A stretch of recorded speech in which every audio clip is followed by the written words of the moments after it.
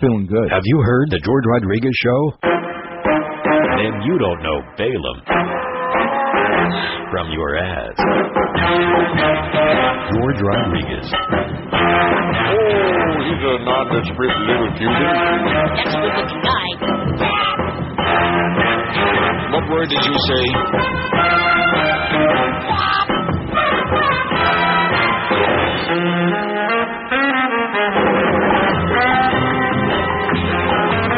Now look what that kid's doing to my radio station.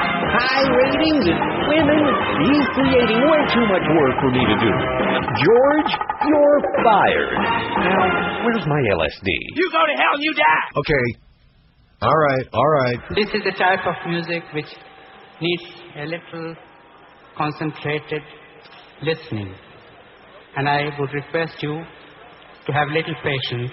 We are not trying to make any politics. We are artists. Now, as usual, I would request you, my friends, to refrain or stop from smoking while the program is on. Thank you very much. God bless you. I am Mahatma Mellencamp. I like to play the hits. But unlike your Madonna, don't expect to be seeing my tits. I take the stage, I am a rage. Oh, I like to sing. And when I'm done, those red dot babes want to be doing the wild thing. Play guitar!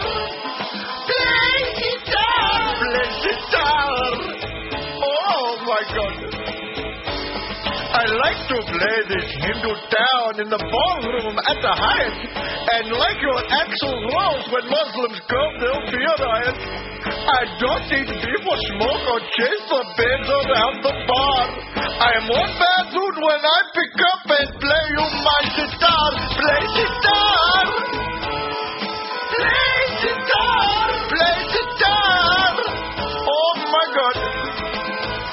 Play guitar! I'm just like Eric Clapton. Play guitar! Play guitar! Hey babe, you're the red dot. Come here. Oh, what a nice dog you have. May I touch your dog? Oh, that dog is so hot. I always thought it was cable hookup. Oh, come here, baby. Watch me. Play guitar! I do it just for you, you beautiful thing, you. Come here, this note's for you. Watch me. Play guitar!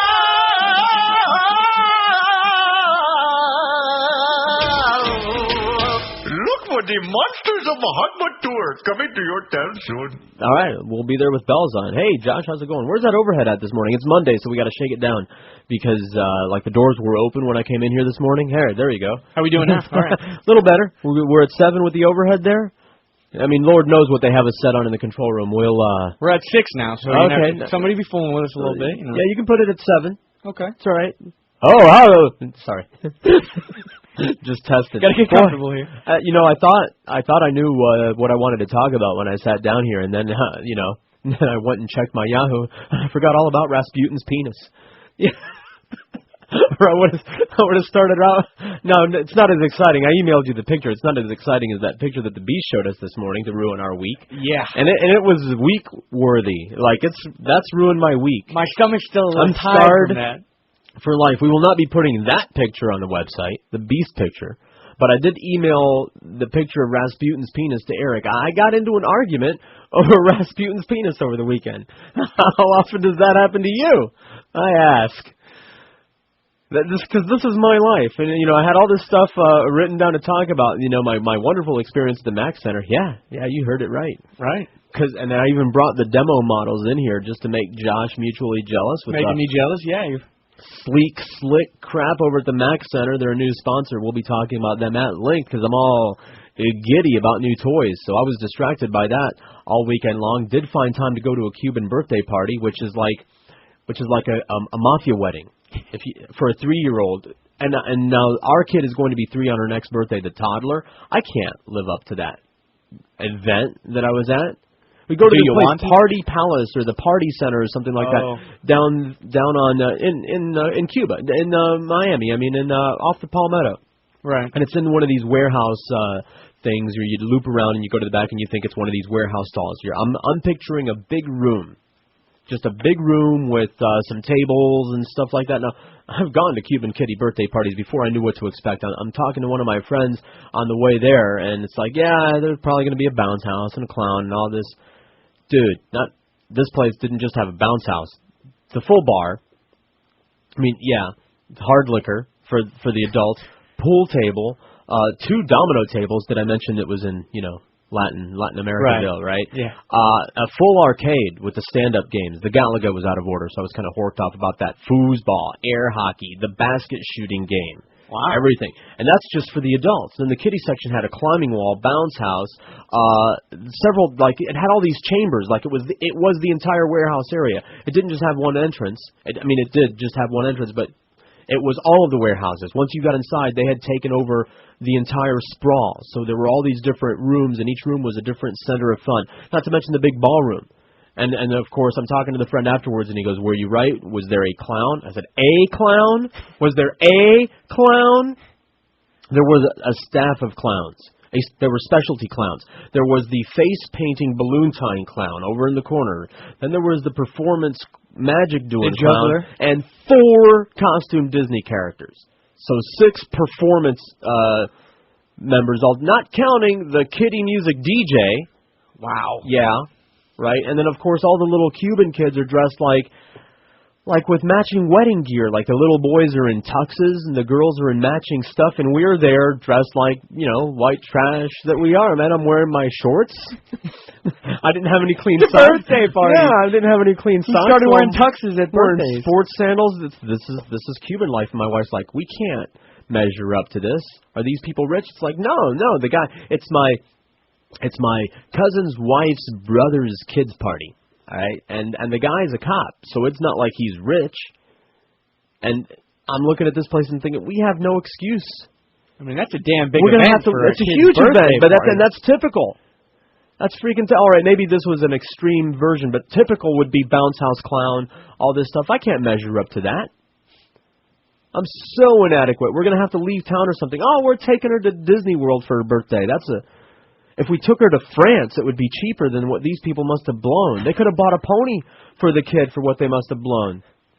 But that has nothing to do with Rasputin's penis. Nice segue. I don't know how to segue. How do you segue into Rasputin's penis? It's all over. It's one of those, how you have on the column on your Yahoo, all of the most frequently viewed, most frequently emailed. You have that stuff set up, and then bam, right there is coming at you. 11-inch. Well, it's not. See, that was the argument, because apparently the little story is Rasputin's 11-inch penis is on display and making the rounds. You know the story about Rasputin, that they had to shoot him like a mill. They shot him, they stabbed him, they poisoned him, they threw him off a cliff, they ran over him with a tank, and then he noticed that they were trying to kill him. And then he got mad. Rasputin was a monster, apparently. Well, just take a look. You'll see. I emailed you the picture. You're going to have it. We're going to put it up. It's in the jar. And it's on tour. And apparently Rasputin liked to air it out in public, apparently. He would go to public places and introduce his penis to people. It's like, have you met my penis? Look, you'll be talking about it after the party. Trust me. You think you don't want to see it, but wait. Just wait till you see it. It would hit the table. It would hit the floor. So we had an argument about it, the wife and I, because the story says an 11-inch is 11 inches, and then you look at the picture, and it's like, obviously, when they removed it, they took a whole bunch of surrounding meat. Like, they took the whole package. They reached all the way in there and grabbed. They got the full effect. They got the everything there, and I'm like, all right, honey, look, the story is mentioning 11 inches, but the actual, why am I arguing over this? All right, I can't measure up to Rasputin. Me and my 1-inch acorn cap. I can't measure up to Rasputin. It's not, because the wife's immediately, she didn't actually say that I was jealous, but that's the accusation. You're nitpicking over some inches because you're not hung like a horse like Rasputin was. I'm not jealous of Rasputin, honey. I don't think you're going to leave me for Rasputin's penis in a jar. It's a baby's arm. But by the way, with an apple, holding an apple. I said, but please, by all means, leave me for Rasputin's penis. Go ahead, divorce me, and marry Rasputin's penis in a jar there, and soaked in formaldehyde. She goes, even with shrinkage, it's 11 inches long. I said, well, it's soaking in a jar of formaldehyde, so it's not shrunk. It's very, if anything, it's swollen with moisture. like waterlogged or moisture-logged or something else. Like, and this sounds like I'm nitpicking over the fact that they measured it at 11 inches. And I was like, if you look at it, because the woman's head is right next to it, there's a woman's head right next to it. Getting a real close look. Open up your freaking mail so that you know what I'm talking about. Should we put Rasputin on this poll? Or maybe just Rasputin's poll on the poll. It was an action star. The new poll is going to be, what's your favorite action hero? I'm all over the place because I did break down and go see Chronicles of Riddick. The review will be upcoming. It's a short review. It only sucked medium. And we got the old poll, the Reagan. I better be careful how I talk about polls. The old poll, the Reagan poll, we'll read that after the break. But in the meantime, you can start thinking about your favorite action star. Now, we're going to get all kinds of crazy answers, and we'll muddle through this because I know that we have an argument ahead of us when we talk about action star. And there's a reason I'm saying action star and not action actor. Can you imagine what that is? Some of the action stars are not actors and don't qualify as actors. But they make action movies, so they're action stars, and that's what we're going to talk about. Because we kind of got into it a little bit on Friday as far as what constitutes a good action hero, action star, and whatnot. And Vin is not. Sorry. Even though it wasn't entirely his fault, this movie. No. Well, he was a co-producer. As we were leaving, the daughter spotted that he's one of the co-producers, so I wasn't going to blame him for the script, which was the big problem with this movie. But then he's a co-producer, so he could have said, hey, that's a stupid line. He could have said that, but he didn't. Instead, he chose to actually say the line on screen. And there were many, many stupid lines to choose from, and many stupid things that any one of us, any goober off the street could have said, hey, that's a stupid line, or that's a stupid idea. Don't do that. Don't do that. Don't have the gunners that are supposed to be shooting at the bad guy hanging outside of the spaceship from harnesses. What? Yeah, you're thinking I'm making this up, aren't you? No. That was in the first scene of the movie. Here comes the bounty hunter spaceship chasing Riddick down across the frozen waste, right? The people that are supposed to be shooting at him, the gunners, they're hanging on each side of the ship from harnesses. And then, by the way, it's really, really cold outside. Yeah. So they're hanging on the outside of the ship from harnesses. Yeah, they're swinging in the breeze. And I turned to my friend, I'm like, well, now why would they have that? At which point Riddick jumps up and cuts the harness off. Oh, so he can do that. Yeah, okay, I see. And it was it was like that. It was like that all the way through. 10:13 on 560 QAM. Go ate my baby.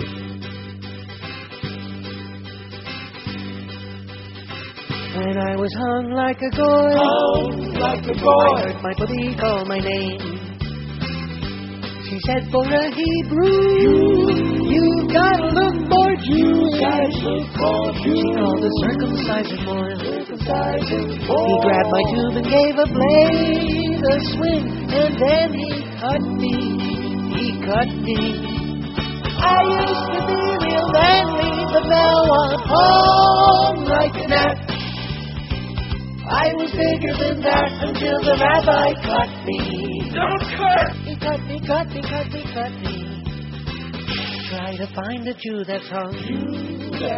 Milton Berle's the only one. Because if you're Hebrew, he can't be hung if you're Jewish. I'm my Bubby Sakala. My religious purity. She had the rabbi cut me. He cut me. I beg you, please don't cut me. Don't want to be hung like a gnat. Help me try to grow with that. Take your hand and rub me. Hung like a gnat. Rub me. Hung like a gnat. Rub me. Hung like a gnat. Rub me. Hung like a gnat. Yes. Hung like a gnat. Hung like a gnat, boy, baby. Hung like a gnat. Hung like a gnat. Hung like a gnat. Hung like a gnat, boy, baby. Hung like a gnat. Hung like a gnat. 10:18 on 560 QAM. That's a song Boca Brian wrote about me. Well, I'm not Jewish, but I want to be. except for that whole circumcision scenario thing. It still got me a little bit scared. Yeah, that's tough. So they get, if they could put me under, with like some nitrous or something, it wouldn't be so bad. Now they do give the babies wine. I would need a lot of wine. I'm sure you could work that out. Them hooking you up with a little nitrous or something. You think? Maybe I'll bring a bottle of Jack and be like, just bring the nitrous. I got a pack of Ready Whip. What is it? Yeah, Ready Whip in the can. Yeah. And take whippets. Yeah. While they clip it. So the wife. Well, let me take. Before I get into the argument that the wife and I had about Rasputin's penis. And by the way, I just saw that thing. Yeah. Well. Yeah, I'm speechless. I don't know what to say. And the wife is saying, "You're just jealous because Rasputin's still getting more action than you are." She's right, of course, but I'm not jealous of Rasputin's dismembered member. It is. Rasputin's penis is still, in death, more popular than mine is in life. Nobody's lining up to see mine, even though it still works. Which it does. It's small, but it works. It's like the iPod. It's like I'm going to work that. As a matter of fact, it's kind of like a pod. Let me get rid of this old poll, the Reagan poll, which 2,029 votes. Everybody was all hot and heavy to have their voices heard on the Reagan poll. What will you remember most about Ronald Reagan? And I get home and the teen daughter's like, well, she had Josh's answer. She goes, that funeral or that Genesis video, that's not on there, is it? And I said, oh, as a matter of fact, honey, it is. By popular demand, people kept insisting that we put it on there. It didn't do so bad. So 420 is how many the Iran-Contra scandal got. I just thought I'd read that real quick before it changed. Out of 2,031 so far, they're still voting on it. The Iran-Contra scandal won big time. Well, that got second place with 263. Winning the Cold War, 213. We don't want to go into it. Let's just give that one to him. Sure, he bankrupted them with our money. Sure, he didn't have to do it. They were on the verge of giving it up anyway. But whatever. Well, some of the people. Let's give him something besides his hair and the dippity-doo and all that stuff. Winning the Cold War, 213. Reaganomics, 206. That's the supply side voodoo economics that we all know and hate so well. Ignoring AIDS, 104. Catch-up is a vegetable, 92. Tax cuts for the rich, 83. Jelly beans, 80. 65 each for the assassination attempt, and he was America's cheerleader, also got 65. 63 for his hair. Land of Confusion video, 45. Told you it did well. Strike breaking, 41. Also his funeral, 41. Funding evildoers of all kinds, 37. And that includes the evildoers that El Presidente currently talks about. Osama, Saddam, got all their gear from us, thanks to Ronnie. Taking credit for the hostage release, 35. SDR, Strategic Defense Initiative, a.k.a. Star Wars, 29. Also 29 for closing down the mental institutions, 21 for napping through meetings, 19 for saving the savings and loan scandal. Not for saving the savings and loan scandal, but for helping to create it, him and his buddies. Visiting dead Nazis, 18, 17 each for blowing up the school teacher and his acting, got 17. Way down at the bottom. Bombing Libya, 16, and 12 for being in bed with Margaret Thatcher. We got 12 Brits who even remember what that whole thing was all about. Or maybe they remember it from the Genesis video because they had that in the Genesis video. Now, because we were talking about it a little bit on Friday, and because Neil will never do this poll, and because I can't say I had the misfortune. I'm very neutral. You know what? It was exactly what I expected. The Chronicles of Riddick. We got the review from, I forget who it was that sent in the review, saw some sneak preview of it on Friday, and yeah, it was right on. It was like a commercial for Vin Diesel. But that's not what an action movie should be, at least in my humble opinion. It shouldn't be a showcase of this guy, whoever the star is. Do you know what I'm saying? Like, I do. Star Wars wasn't a showcase of Luke. He was just there, or Han Solo. They were all there doing their respective things. See, we could put Harrison Ford on there. Let's add Harrison Ford on there. He's done, the Indiana Jones and whatnot. And you know what? He did those well. And my point about the action heroes is it doesn't have to be a little dweeby guy, because people are going to accuse me of that. It's like, oh, you don't like action heroes that are big and muscular. That's not true. Arnold is a very convincing action hero. Absolutely. He's got charisma. Obviously, he won that election with no qualifications whatsoever. None. He won that just for being the Terminator. Seriously, they were voting for his, I'm the Dominator, I grope, and they didn't care because he smiles, even with his speech defect. Right. He smiles. Like, for example, because I was thinking about this over the weekend because I thought, man, I can't explain what a good action hero is. I know what it's not, but I don't know what it is. I know that Arnold in the first Conan movie was a convincing action hero guy, action star. And you know what? What he didn't do at any point during that movie, he didn't talk about how good he was. And I'm thinking, there's an element. That's important, I think.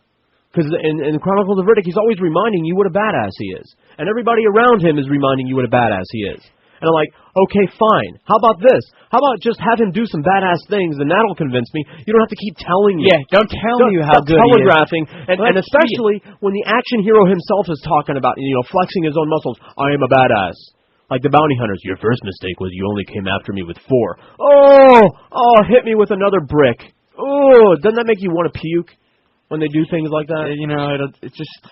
You don't have to brag when you're good, right? Right. Like Arnold in the first Conan, he was like confused all the way through the movie.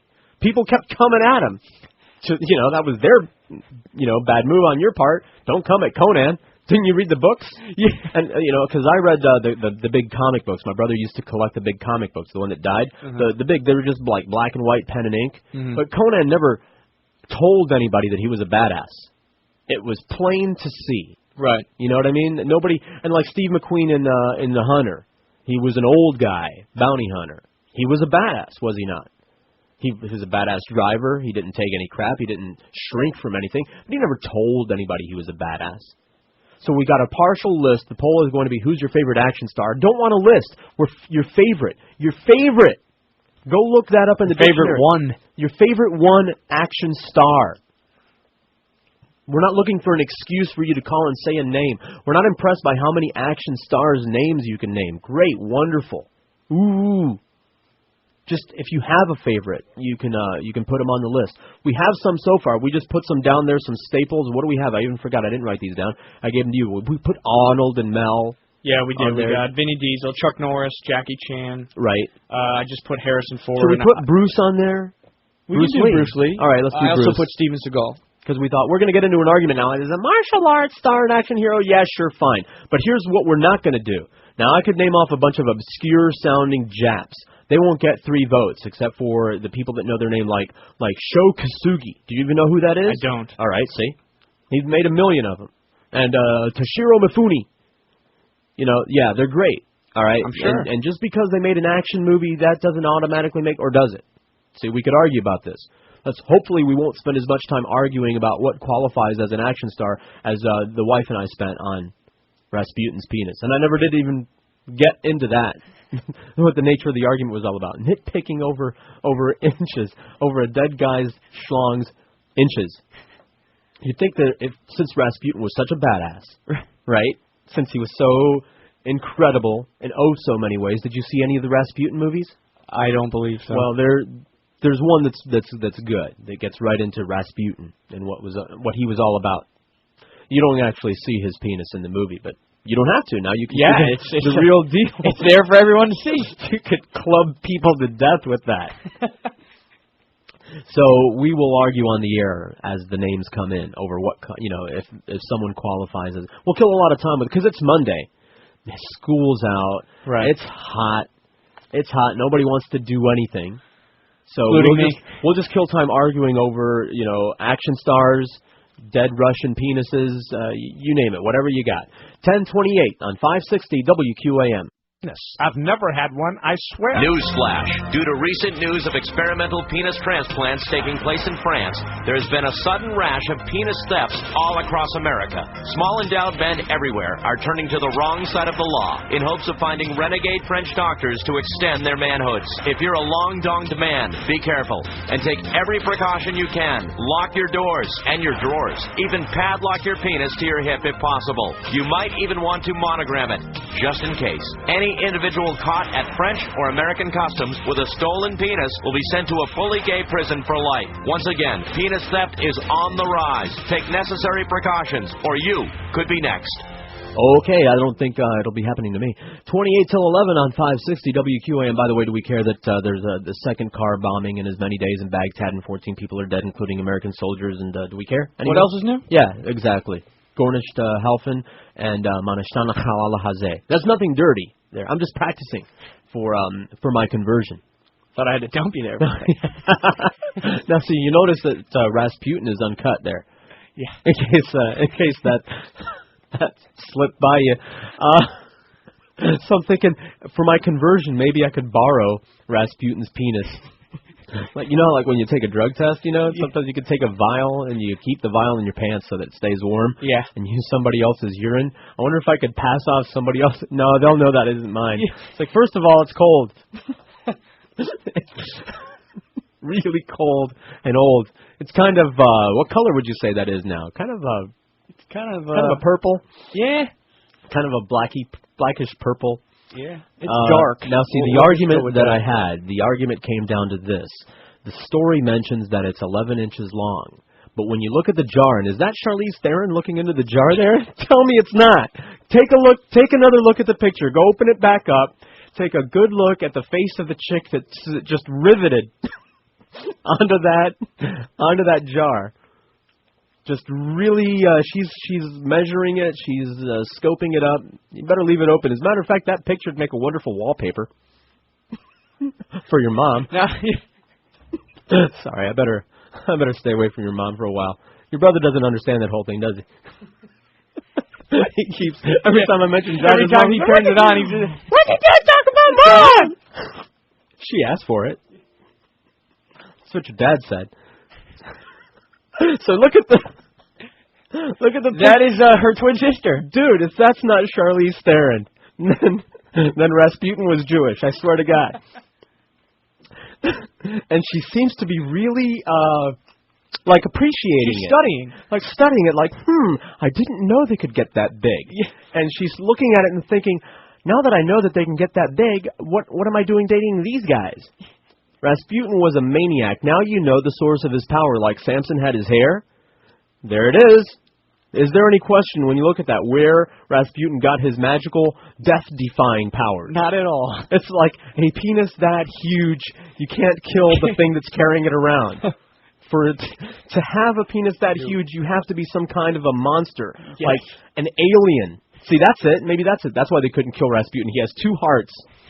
And his penis looks like that. Oh, you know what? That's funny. Because one of the guys that played Rasputin in one of the many movies, the best one, is Tom Baker, who played one of the Doctor Who's. Doctor Who really blew. I really tried to like Doctor Who.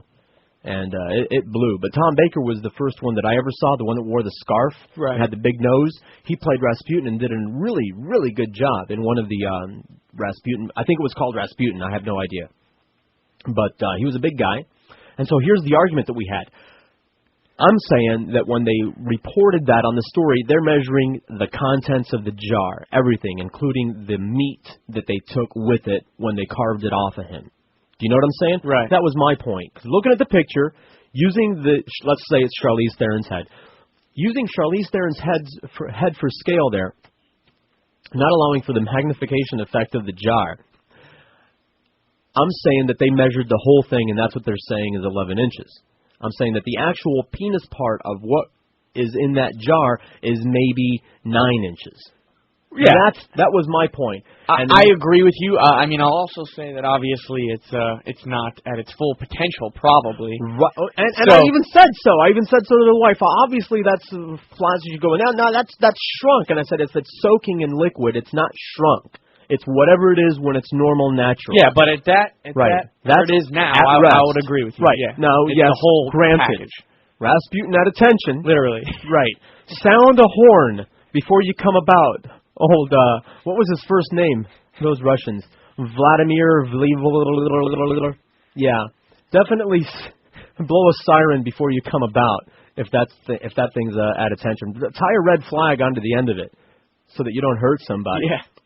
So let's say it was 11 inches long, erect, but that's not 11 inches in the jar. And we must have spent an hour or so, not nearly as long arguing, arguing whether or not it was 11 inches or 9. I was saying no, it's 9, which is still, who wouldn't accept that, right? That's my forearm, right there. No, we didn't spend as much time arguing about Rasputin's penis as we did arguing about Alt F. Which I'll talk about that later when I'm talking about the apples, which we have the demo model. If anybody's in the building and would like to see the PowerBook G4 theater size screen, the 17-inch, I got it on loan from the Mac Center, which is our new sponsor, and it's over there. I got the Animatrix. I brought the Animatrix in because I wanted something that just looked really cool. Yeah. And I showed Josh one of the shorts. Watch it when I got him. Just I said turn the lights off and watch this the last stand of the Osiris or whatever it is. And did anything ever look better? No. You could sell tickets. You could just have a home theater and take that thing around and sell tickets. And it's thin. Yeah. It's really thin. It's all rigged up for wireless. We're trying to watch a DVD on it at home.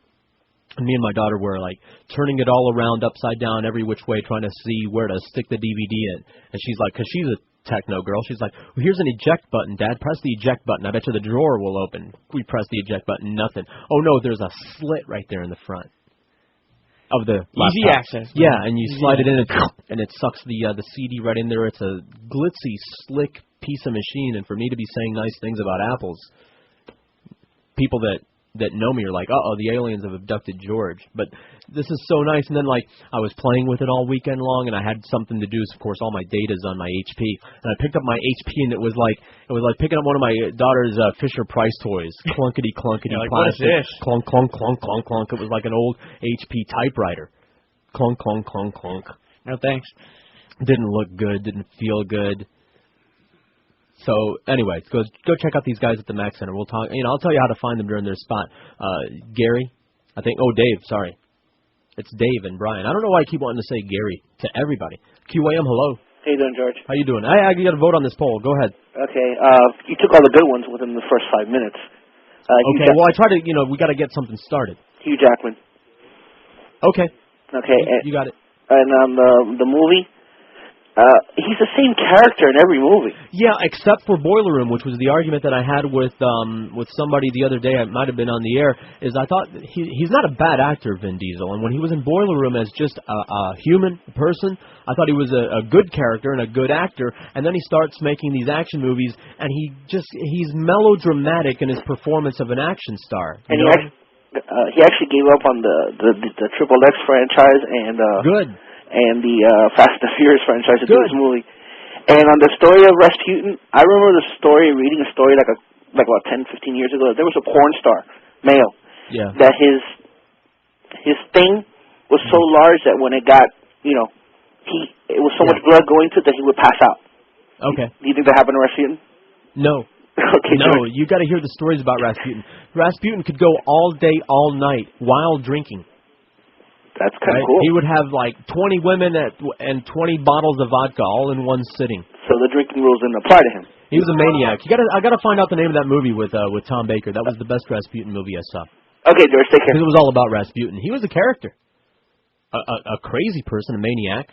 Anybody that says that they talk to God and that God talks back to him, President Bush, is a crazy person and a maniac. I wonder what he's packing. QAM, hello. Hey, George. How you doing? Good, man. How you doing? All right. Good. Hey, I got one for your poll. All right.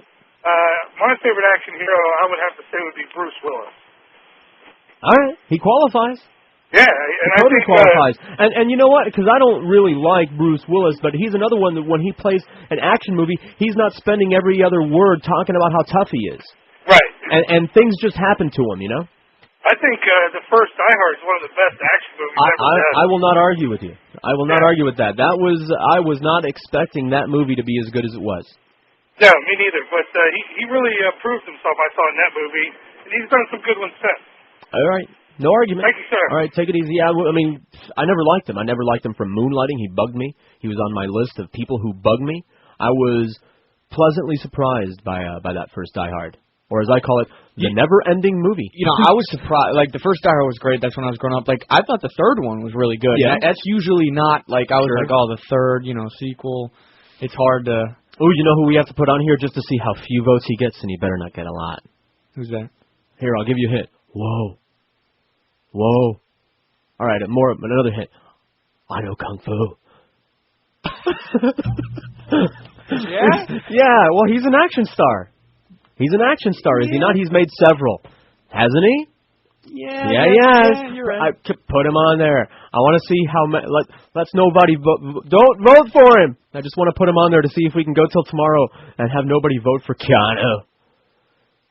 I didn't mind him as was he Ted or Bill in Bill and Ted? Because that's him. Yeah, it pretty much is. That was his opening. Whoa, dude. I totally can't believe they put me in this movie. Whoa. Why did they? And that's not as incredible as the fact that they put him in which one was it? Dangerous Liaisons? Wasn't he in that? Yeah. Was that him? I just remember when the first preview I saw The Matrix, I was really excited for the idea, but I was just like, the idea, yeah. They couldn't get anybody else better? I had to console myself with this thought.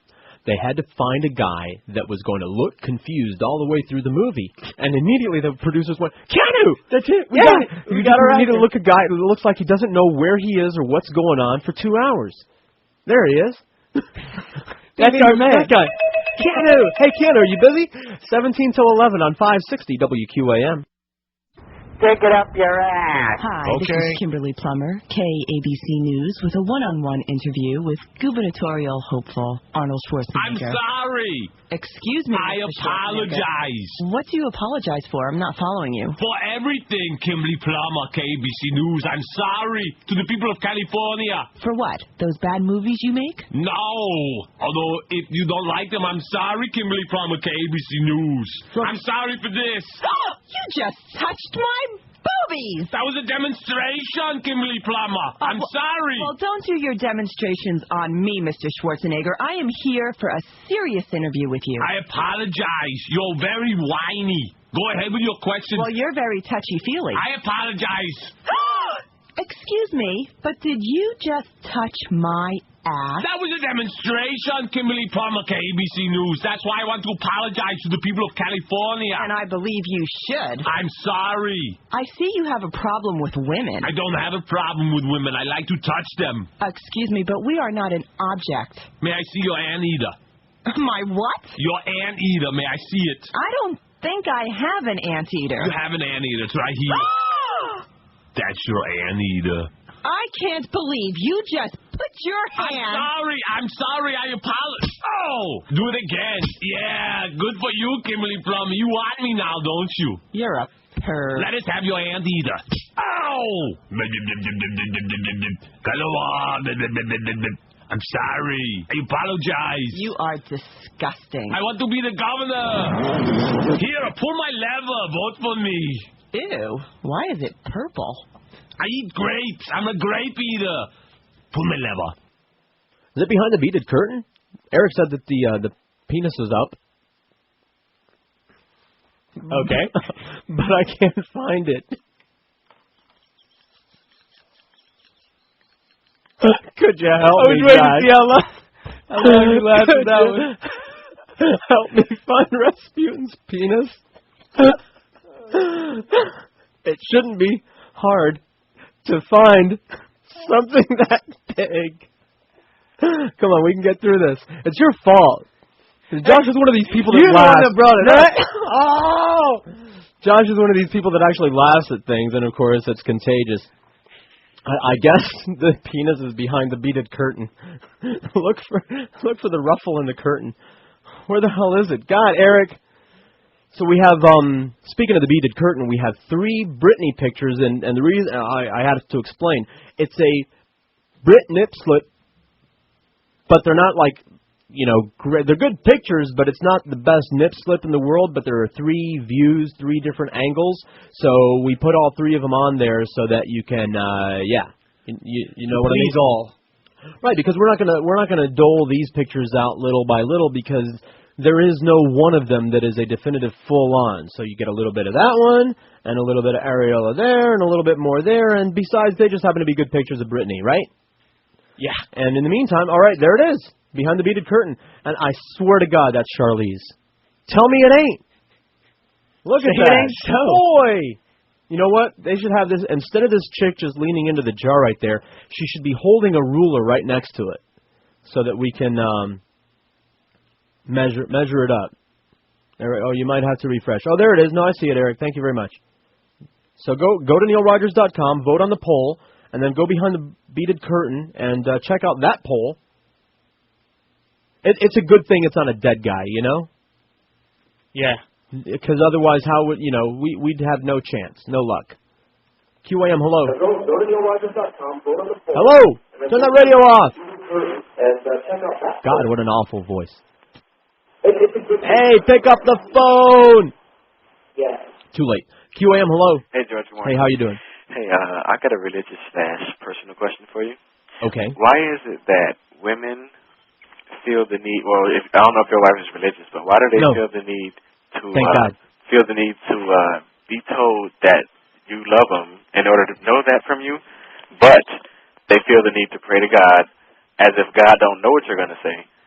You know what I'm saying? Like, they'll tell God something. No, I know. Well, it's not just the whole thing that you bring up with God ain't just women. If God knows all and you love God, but why do you have to? And the answer to the question is, God doesn't want you to tell Him that you love Him because He knows your feelings already. But you know who wants to hear that? God's pimps. Why do you have to pray if He knows what you're going to say? Is what I'm trying to say. You don't. So that's why I don't pray anymore. But women, on the other hand, they need you to tell them you love them in order to. Yeah, they want to hear that. Women need constant reaffirmation about your feelings towards them. Not that they're going to return the favor at any point, mind you, but you have to not just tell them, but show them that you love them continuously. So now, that doesn't carry over to the next day or even to the next hour. So the whole religious thing is what I'm telling you is kind of like bogus. You know, you got to pray, and if you mess up, you got to pray, man. No, God doesn't want you to do that, but God's pimps do. The clergymen, these fake representatives, they like you to. That's what ritual is all about. You think God wants you to, step one, carry the two, do-si-do, promenade around the church, Stations of the Cross, and do all these meaningless actions. God doesn't want you to do any meaningless actions. Hello? I think the wife got him. I think the wife grabbed the phone. She caught him right in the middle. Right. QAM, hello. We can still be adding to this poll, Action Star poll, and arguing about what constitutes one, a good one, a non-one. QAM, it's you. Hey, guy. Hey, how you doing? How do I get to that Neil Rogers website? How do you spell that? NeilRogers.com. NeilRogers. No D. Spell that Rogers again? ROGERS. NeilRogers.com. Now, you go behind the beaded curtain. You got some good pictures of Brittany, and then you just keep going down, and you'll find Rasputin, the best part of him. Jorge, you're doing a great job, man. I appreciate it, sir. Thank you very much. By the way, Don, a self-proclaimed psychotherapist, according to his letterhead, I'm not going to say your last name, Don. Don, Neil doesn't have value in your thoughts, coherent or otherwise. I saw page 1 of 5 coming through, and here's the cover letter. 4 more pages of ramblings from Don, a supposed psychotherapist.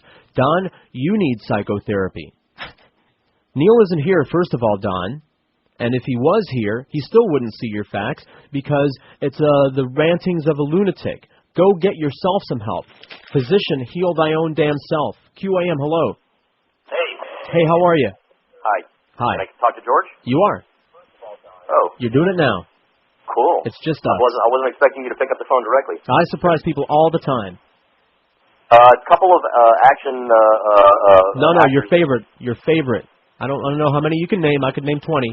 What's your favorite? The favorite. Oh my your God. Favorite. Charles Bronson. He's on there, man. You son of a bitch. Okay. And I agree with you wholeheartedly, man. Before it was fashionable. And here's another guy who could convey badassness without trying to. He didn't have to try because he really was. Right, exactly. That was my point. I couldn't find the words on Friday. It's like I don't know what it is, but I know what it ain't. Well, let's put it this way. To me, he's one of the guys that was a genuinely tough guy. Right.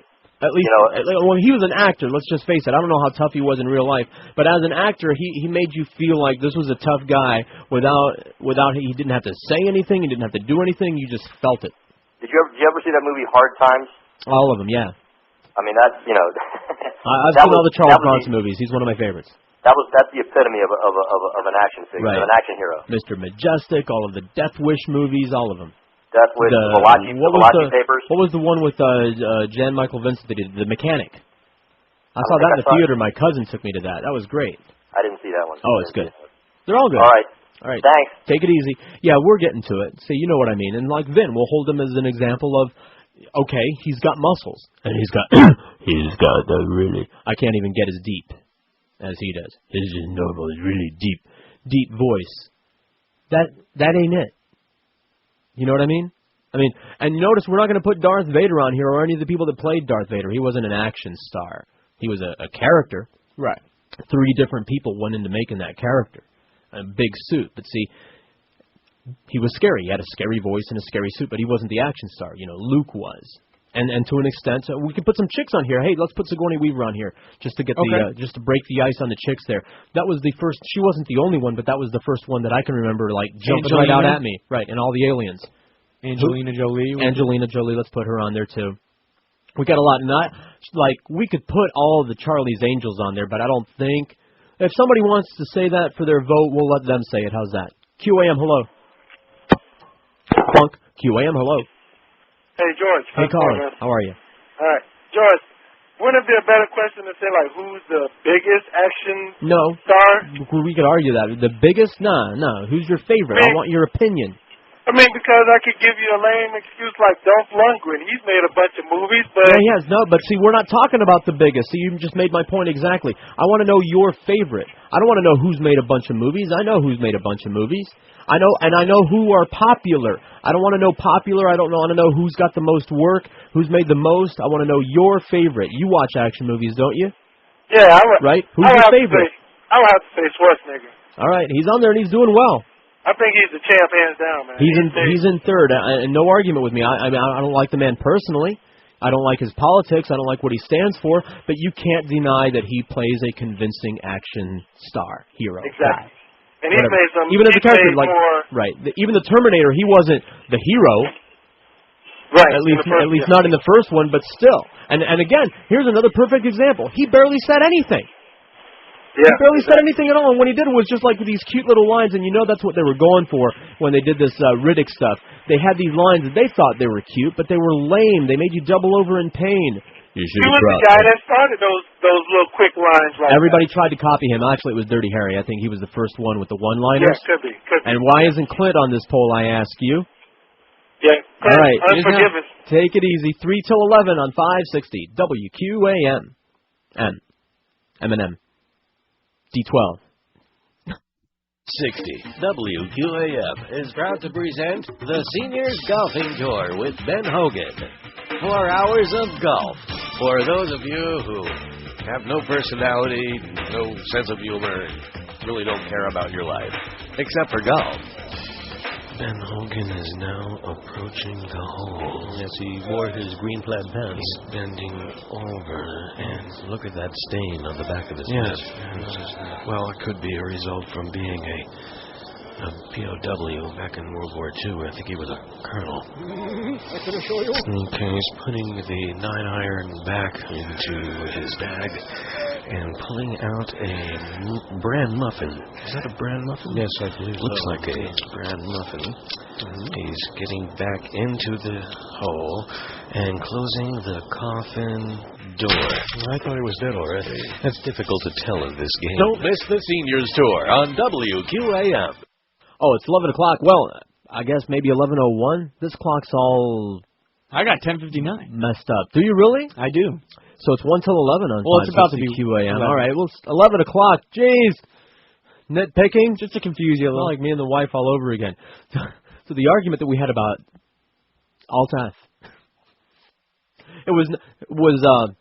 Now, the argument that we had about right-click, which is what got me thinking, see, that was at the Mac Center, and all the while that I'm thinking there, I'm like, the wife would really love this place because, and we've gone back and forth, and I've argued the PC side, because I know people who are big, what was that? Big Apple heads, and they swear they'll never use anything but, and I know why, because like the demo G4 that we have over here, it's slick, sweet. It's genuine stuff. Like you feel that iPod, and it feels like you're actually holding something in your hand. Besides, 15 gigs of storage, and it'll read any freaking file. Right. Like WAV files, AAF, all the different audio files that there are. It reads all of them. It'll just go into your hard drive and suck them all into it and read all of them, and it's great. You can use it as an external drive, which I tried that out. Oh, by the way, in case the guys are listening over there at the Mac Center, number one, thank you for I had a fun time because it's a fun place. They need to add one of those drink dispensers like the 7-Eleven has, and maybe a little picnic table, and you could just hang out there all day. Oh, yeah. It's sweet. It's over, because I was making fun of him a little bit, because I even said to the guy, Dave, the manager, how did Todd Dreck find this place? Did he get lost once? Because it's in one of those office parks with all the trees and everything, where it's really nice and a lot of glass and all this parking. And that's the only sign visible from the road, is it just says Mac Center. You turn in there, you can park in the shade. There's nobody there. It's not a crazy mall. It's just west of 33rd on Commercial, like over the tracks and just west, and you turn in right there. And it's actually quite handy. I thought it was going to be way out west in the swamp, and it's nice in there. The AC's all refreshing, and it's not, like I said, a crazy mall. But they have so many cool toys, and they're all set up, and you can just play with everything, like the unit that I walked out with. Excellent. The laptop, not the other unit that we have on the beaded curtain there. Yeah. We have to be careful how we talk about that. People are nervous. How we're talking about units. Oh, yeah, we're talking about units, you know. So, hey, it's out there. Rasputin's members. It's on the beaded curtain. Yeah, right. So, but it's really, like, everything's clean in there and nice and, you know, and sparkling white and chrome and beautiful stuff and, you know, pegboards full of all these accessories, and I was just going crazy and gaga.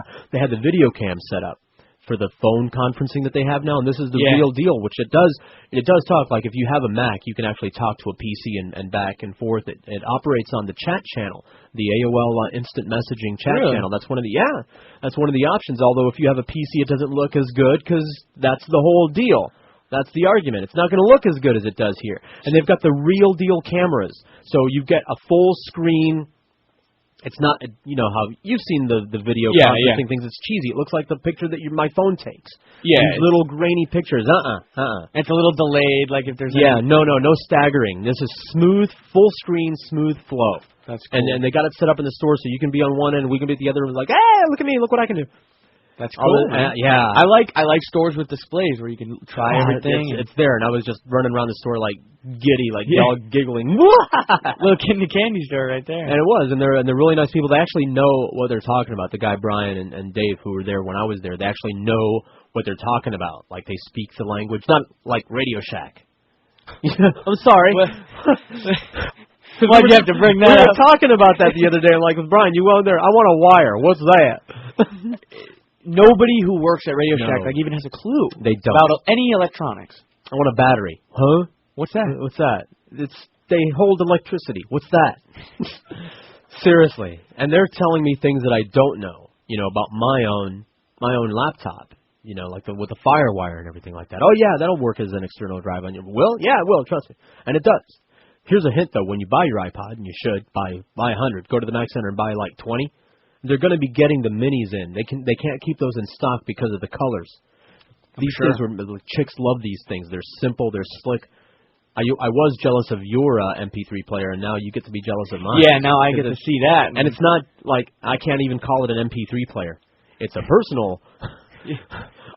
It's a personal audio storage data management system freaking thing with a little flywheel. It just feels so nice. And so they're nice people. So just walk in the store, touch the thing, say that you're there because we sent you, and then just run out.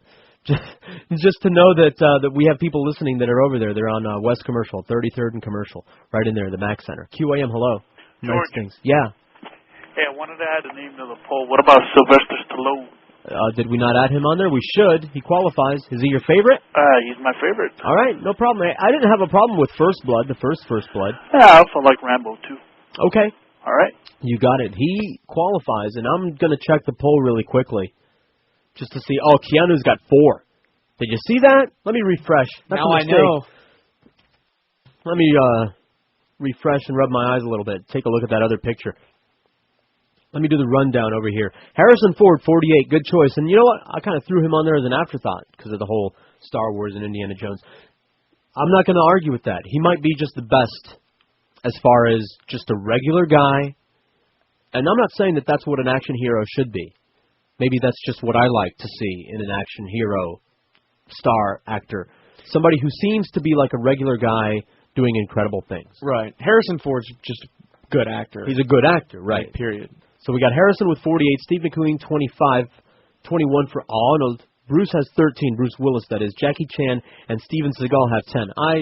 don't like Steven Seagal. Really? He bugs me. Well, like, maybe not his whole aura, like how because every movie's the same with him. He's just that guy who's just the quiet guy. You know what? You nailed it more than you thought by saying every movie is the same. They all have the same number of syllables. They all have 2-word, 3-syllable titles. Hard to Kill. Yeah, da, da, da. They're all that. They're all da da da. Yeah. Right? That's the title. Yeah. That's true, but you gotta love I just like his action scenes I like the whole the way breaking he fights. the arm thing like nobody does that. He's a genuine Aikido guy. Yeah. He's like a umpteenth Dan. I think they're called Dans in Aikido. Yeah, I like his action sequences. His moves are slick. Yeah. His fights are good. I just hate all the rest of it. I hate his acting. I hate his talking. He's another one of these guys that seems to be just trying too hard to look tough and be tough. Yeah, and that's his. And I also hate him because he's hitting Kelly LeBrock. Yeah, and a little jealousy there. What can you do? Seething, deep jealousy. Like I'm not jealous of Rasputin because he's dead, but I am jealous of Steven Seagal because he's got Kelly LeBrock, and it's wrong. Charles Bronson has 9, Bruce Lee 8, Keanu 4, Vin Diesel has 3, Chuck Norris with 1. We can keep adding to this, by the way. Chuck Norris, where'd he go? Did he just move up there all of a sudden? Because this thing refreshed on me. I lost him. Yeah, he did. He got like 5 all at once. Clint Eastwood 3, Vin Diesel 3, Sylvester Stallone 2, Hugh Jackman 1, Sigourney Weaver 1. We just put her on there. Angelina Jolie 1, and there he is. Chuck Norris 1. How come it changed position and went all the way down to the bottom? Chuck Norris, I shouldn't dislike him. He's just You know what I mean? I like his old movies. I don't like the Walker Texas Ranger. I don't really like that. I think it's terrible. He's just flat. He's a boring guy. Yeah. He's got no charisma. Like when I was a kid, I used to like his movies, like in the 80s, and they shoot him up, blow him up, like that was when great. When you were a kid, you like a lot of bad. Like now, Chuck Norris is just like, I hurry to the next channel when I see him. No kidding. QAM, hello. Hello, George. Yes. You're talking about penises? QAM, hello. Good morning, George. Morning, how are you? Good. Dude, it's Aikido, not Aikido, and it's Don, not Dan. I thought it was spelled D-A-N. But it's yes, pronounced it is, but it's Don. pronounced Don, yes, like, sir. What do I know? And it's what? Aikido? Aikido. Aikido? Aikido. You got it going on. All right, thanks. See, I know nothing about it. Well, now you do. Now I do. See, I'm so enlightened now. Thank you. Hi. Go take a look at Rasputin's penis. QAM, hello. Yeah, how about Jet Li for the poll? All right. You got it. Jet Li, he's new, he's modern, he's fine. No, except, speaking of people that I cursed, you know, it's my fault about that whole Aaliyah business. What do you know mean? that? I made a wish. Because of her performance in the one Jet Li movie, I forget which one it was. Whatever. You know it. I know, I saw it. I've seen it. You know the one I'm talking about. And I thought she was just horrendous.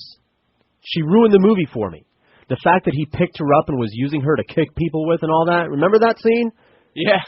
It made me want to puke. And so I made a wish. I wished upon a star that she would not make any more movies. And look what she did. She was in the process of making a movie when I wished that, which was that whole vampire movie, which was bad because of her. And it's my fault. It's my fault that her plane crashed. I have to be careful what I wish for. All right? Just and keep that in mind. You know, if you ever want to go make an action movie or something, make sure you don't suck. Or I'll wish that you never made another movie, and then you'll be in trouble. QAM, hello. George. Yeah. What about The Rock? Okay, The Rock, you got it. All right. Isn't his real name Dwayne or something? Dwayne Johnson. Yeah, Dwayne Johnson. Yeah, put The Rock on there. I don't dislike. Here's another. This is backwards. I like The Rock kind of personally. I think I've seen him in interviews. He's kind of a humble kind of guy, smiley, humble, want to party with him kind of guy. I hate him in movies. He's just ridiculous in the movies. Did you see The Rundown? No. It was okay. No, I tried to watch that Scorpion King piece of filth. See, I didn't see that. I didn't. From the first scene. Now, see, I hate walking out of a movie. I walked out of the black hole. I hate walking. I paid my money. I want to see it all the way to the end. Yeah, no, the chick's hot, but not so hot that I can't notice how bad the performance from The Rock is. It's got to be really hot. It was so bad, not just his performance, but stuff they had happening. Like he's shooting 3 arrows at the same time. He's loading 3 arrows into the bow, and he's shooting 3 different guys that are in 3 different places. And of course, when you get hit by an arrow, you go flying across the room. Backwards, because that's a heavy arrow you just got hit with. Just stupid crap like that makes you want to groan. QAM, hello. Hello, how about Sean Connery? Was that a real call? Yeah, I think that was a woman. What? I'm sorry. Boy, my trigger finger. I thought... You're getting a little too happy now. Sorry. I'm twitchy. I thought that was a fake voice. But they were saying Sean Connery, so Sean Connery. Of course, James Bond, all these other things that he did. And it's 12, what is it? No, I'm sorry, it's 11. Is it 11? 11:12? 560 QAM. Sarah Connor, are you still using that regular cleanser for your bathroom? Why, yes. Honey, what's with the dog? Come with me if you want to be clean. Yes, it's Terminator in a Drum from Texas. Cleans up even the worst kind of scum. Honey, what's all the noise Come about? here, What? scum. Who are you? You're hurting my husband. Here live. Terminator in a Drum contains revolutionary liquid steel wool. Now, you can take out the toughest dirt and an entire pack of bikers. I need your clothes. Oh, what about these bloodstains? No problemo. Yes, Terminator in a Drum is so powerful, it prevents stains before they even happen. Wow, that's really clean. Of course, I'm a Terminator. Terminator in a Drum, from the makers of Arnie Hammer Baking Soda. Ha ha. 11:17, 560 WQAM. We have Jim Manage at 2 today. Let me make sure that I got the right schedule. Yes, I do. Hank at Shula Steak 2 in Miami Lakes at 4 o'clock. At 7, it's Orlando Alzagari. 10, Eddie K until 2 o'clock. And we have Sporting News Radio. Canned network stuff. But I'm sure it's exciting. Nah. If you're up that long?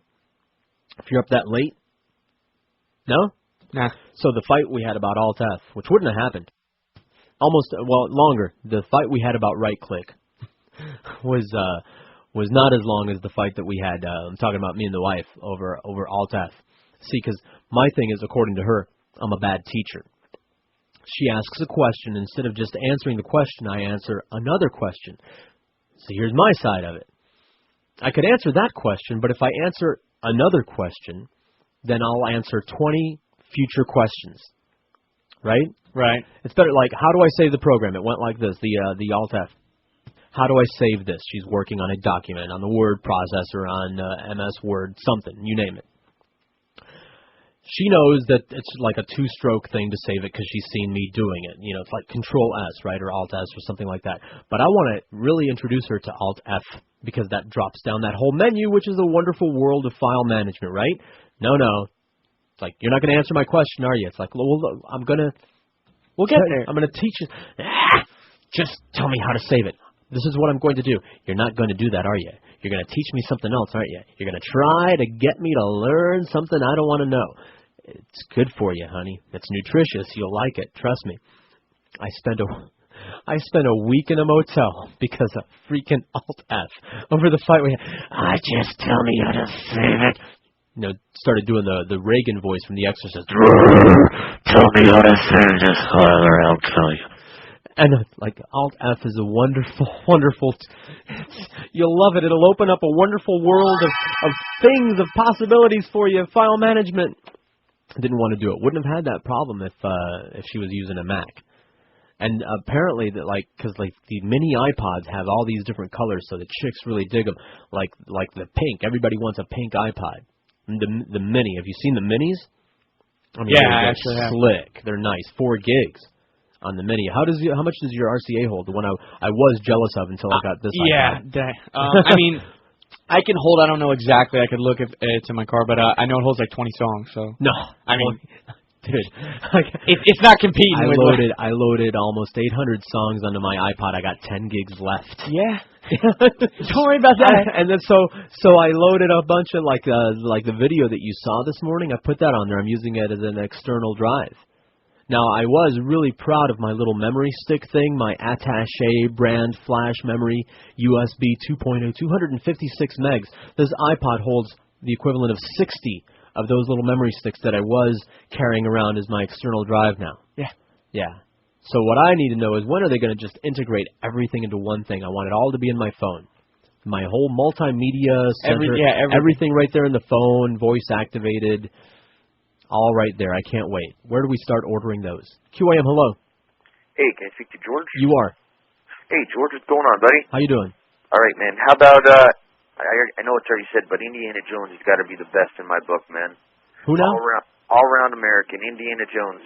Right, Harrison Ford. We got him on there. All right, man. And no argument. All right, cool. Take it easy. Have a great one, all right? You too. He's winning 52 for Harrison Ford and Steve McQueen 27. I'm real happy to see Steve McQueen doing so well. I thought I was the only one. I mean, because dated, you know. Right, I mean, he hasn't made any movies for a while. Yeah, he's old school, but... Right, but he invented that whole thing. Like, I think Bullet.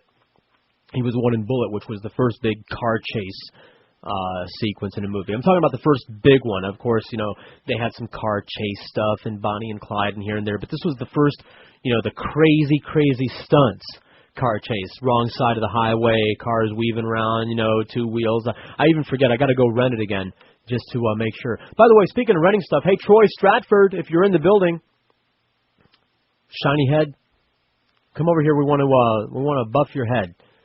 I got a present for Troy. Well, he can borrow it. I bought Glenn Ross. Oh. Because the salespeople need to see it. As a matter of fact, what would be great is in the conference room, since we have this big screen TV, otherwise known as a PowerBook G4, and they called me. They said, "Do you want the 17-inch or the 12-inch?" And I'm like, "12-inch? If you're gonna let me play with a laptop, come on with it. Let's go whole hog." It's like, wow, home theater system over here. So we could actually just take it into the conference room and as a sales meeting, as a sales seminar, show our sales staff Glenn Ross.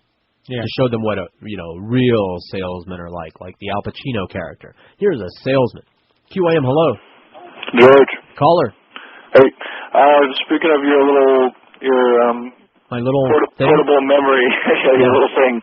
I just read an article less than an hour ago that there was like 3 companies pursuing hard drive disks for cell phones, 1 inch long.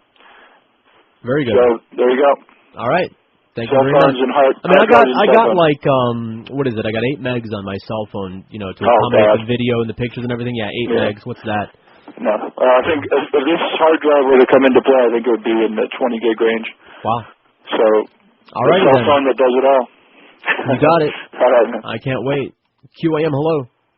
George. Caller. Hey. Hey, hello. From last week, this is kind of backtracking a little bit. Whatever. No, we can go back. Talking about Jekyll and Hyde together again. Yeah. I want it on DVD. Not commercially available, but get this. I just heard you. I tried to call you last week. I couldn't get through, but I was in New York a few years ago. You know how they sell the bootleg DVDs and CDs on the street? Yes. Guy was shuffling through a few things and had a DVD, Jekyll and Hyde together again. I thought, you got to be it's photocopy package. It was definitely a bootleg, but for $5, figure what the hell. Got it home. It was a Japanese dubbed version of Jekyll and Hyde together again with German subtitles. To say it was unwatchable is beyond the point.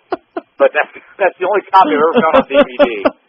But it was dubbed in Japanese with German subtitles. That's too bad. That was interesting. I don't really. I have no high hopes that anyone is no pun intended that anyone is going to actually release that as a modern DVD. It's one of those movies. I don't think it's available. I've checked. Checked all the Amazon and all the different ones, and I just say you can get them on. I have an old copy that I think I copied off HBO 25 years ago. But, it's so politically incorrect. Oh, it's great though. That's why we want it. That, and there was another one that I can't find called Scavenger Hunt. Scavenger Hunt. Yeah, that was early 80s. Richard Benjamin, the whole bunch. It's kind of like a Mad World. Yeah. Kind of thing. I remember that. Yeah, with the Milton Parker dies and sends everybody on Scavenger Hunt to get the money. Yeah. That was a cute one too. Richard Benjamin. I remember him from Westworld. Yep, and Quark. Chased around. Yeah. Remember Quark? Yeah, sure. I still use the term Vegeton that I stole from Quark to describe people like the people that listen to Rush. I call them Vegetons. Anyway, so I'd be more than happy to send you that that copy. No, thank you. It's fun just to see it. Nicht sprache Deutsch. Exactly. Very odd. I don't know how to say I don't speak Japanese in Japanese, but I'll work on it. QAM, hello. J-Rod, what's up? How you doing? Haha, I get it. Yo, I went to go check out dude, you reminded me of something. I'm watching the news this morning, and you know how the closed captioning can sometimes get it wrong? Mm-hmm. They had Major General, which is like a general, but like when you're really, really a general, you're a Major General. Major General Galen Jackman. All right? Galen is the guy's name. Galen Jackman, because they had his name up on the regular, you know, like it's on the Today Show. They had the regular captioning right there. But then the closed captioning scroll said 2 words, gay, G-A-Y, second word, L-E-N, Galen Jackman. Gay Jackman. What channel was this? This was on, I don't know, but it was just the closed captioning. It's how the closed captioning person translated Galen Jackman, Galen. Major General Galen Jackman. Anyway, go ahead. That's so funny. Check this out. I want to go see that movie, Saved. Yeah, I want to see it. It wasn't showing at the Oakwood. They're showing it at Movie Co. 24, the one in Sheridan. Listen, if I'm going to go over to the Movie Co., it better be something big, like a special effects bonanza. Like Riddick, for example, but I didn't want to drive all the way out there for Vin. No, I heard that movie wasn't all worth it either. No, you know what? The bad guys have really cool ships and outfits. How's that? I mean, so they really covered the storyline with a bunch of special effects and... forget any storyline. The story is there are bad guys and Riddick's going to resist them. Wow. Yeah, that's the that has never been done before. Never, ever. Well, I wanted to see Saved, and the movie was real good. I liked it a lot. I can't believe this is coming out of my mouth, but Mandy Moore was really awesome in the movie. She portrayed as the ultra, born again Christian. Mm-hmm. And she was really good in the movie. And check this out: during the 10 minutes of the movie, there were, I guess, 5 people sitting behind us, and they got up and they walked out. All right, that means it's good. All right, because they expected something, with Saved. Oh, it's a movie about us, the movie to rejoice in. That's right. It is about you lunatic. So then they walked out, but the thing is, they were poking fun at everything. When they pray, when they raise their hands, and they're they look like zombies. Right, I used to. And we were all laughing, and then the lady who was walking out turns around and told us all, Jesus still loves you all, even if you're still watching this movie. And we were just like, oh, God, this movie rocks. Yeah, right. Excellent. I'm rushing right out. Go check it out. All right. Thanks a lot. Yeah, I knew the Christians were going to be pissed off by that. But you know what? They're pissed off about movies that say good things about them. Like that whole Last Temptation of Christ. This is how stupid they are. And by the way, we will have a Bible verse of the week. I won't hit it hard, Miguel. He says that, I can't dwell on that as much as I have been, so okay. But we'll have another verse that the Christians are totally ignoring for the week, all right? It's the golden rule. It's famous, right? Sure. Do unto others as you would have them do unto you. I'll tell the Christians where to find it. And then, of course, the ongoing continuous question is, why is it that none of you Christians do any one thing that Jesus ever told you to do? That's an ongoing theme. Where is any Christian doing anything that Jesus said to do? Pick one. Which one verse that is a quote that came out of Jesus' mouth do you live your life according to? Pick one. Which one?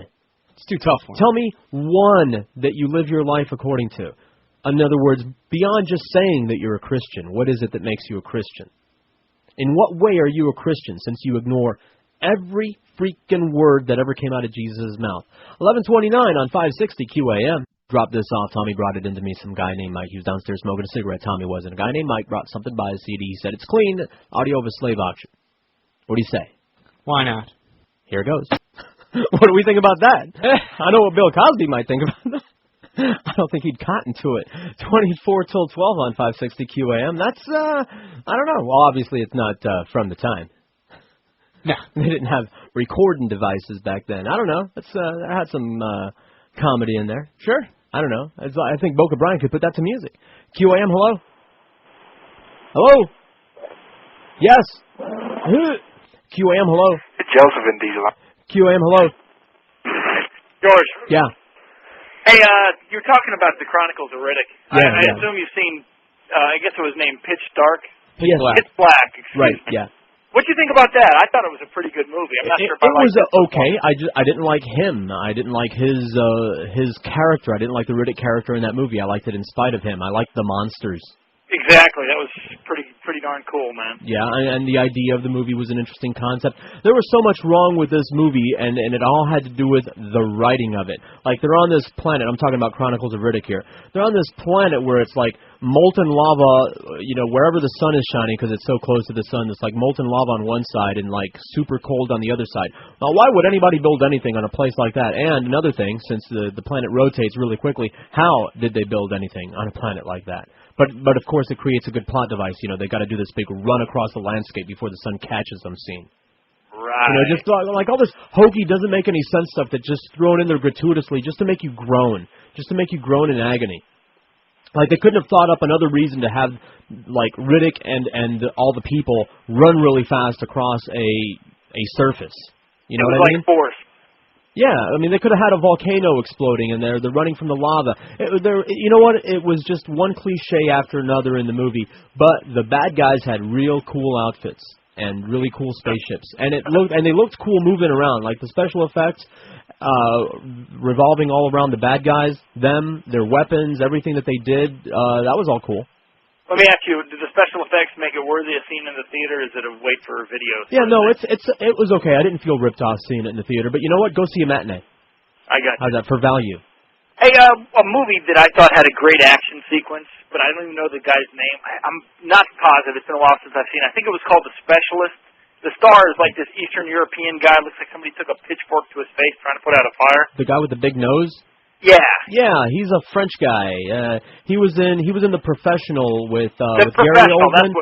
That's what it was. That was a very good movie, and he's a very good action star. Once we find out what his name is, and put him on there for me. It's that like was something movie. French, like Pierre Valjean, something. Guys, ugly. Natalie Portman was the little girl in that movie. In case you didn't know. Who? Natalie Portman. Oh, there you go. From Star Wars was the little girl in that movie. That was a good movie.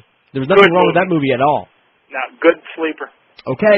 Thanks, guy. Thank you very much. We'll find out that frog's name and stick him on there. 5670560 is the number in Dade and Broward. Pound 560 is free if you have AT&T wireless.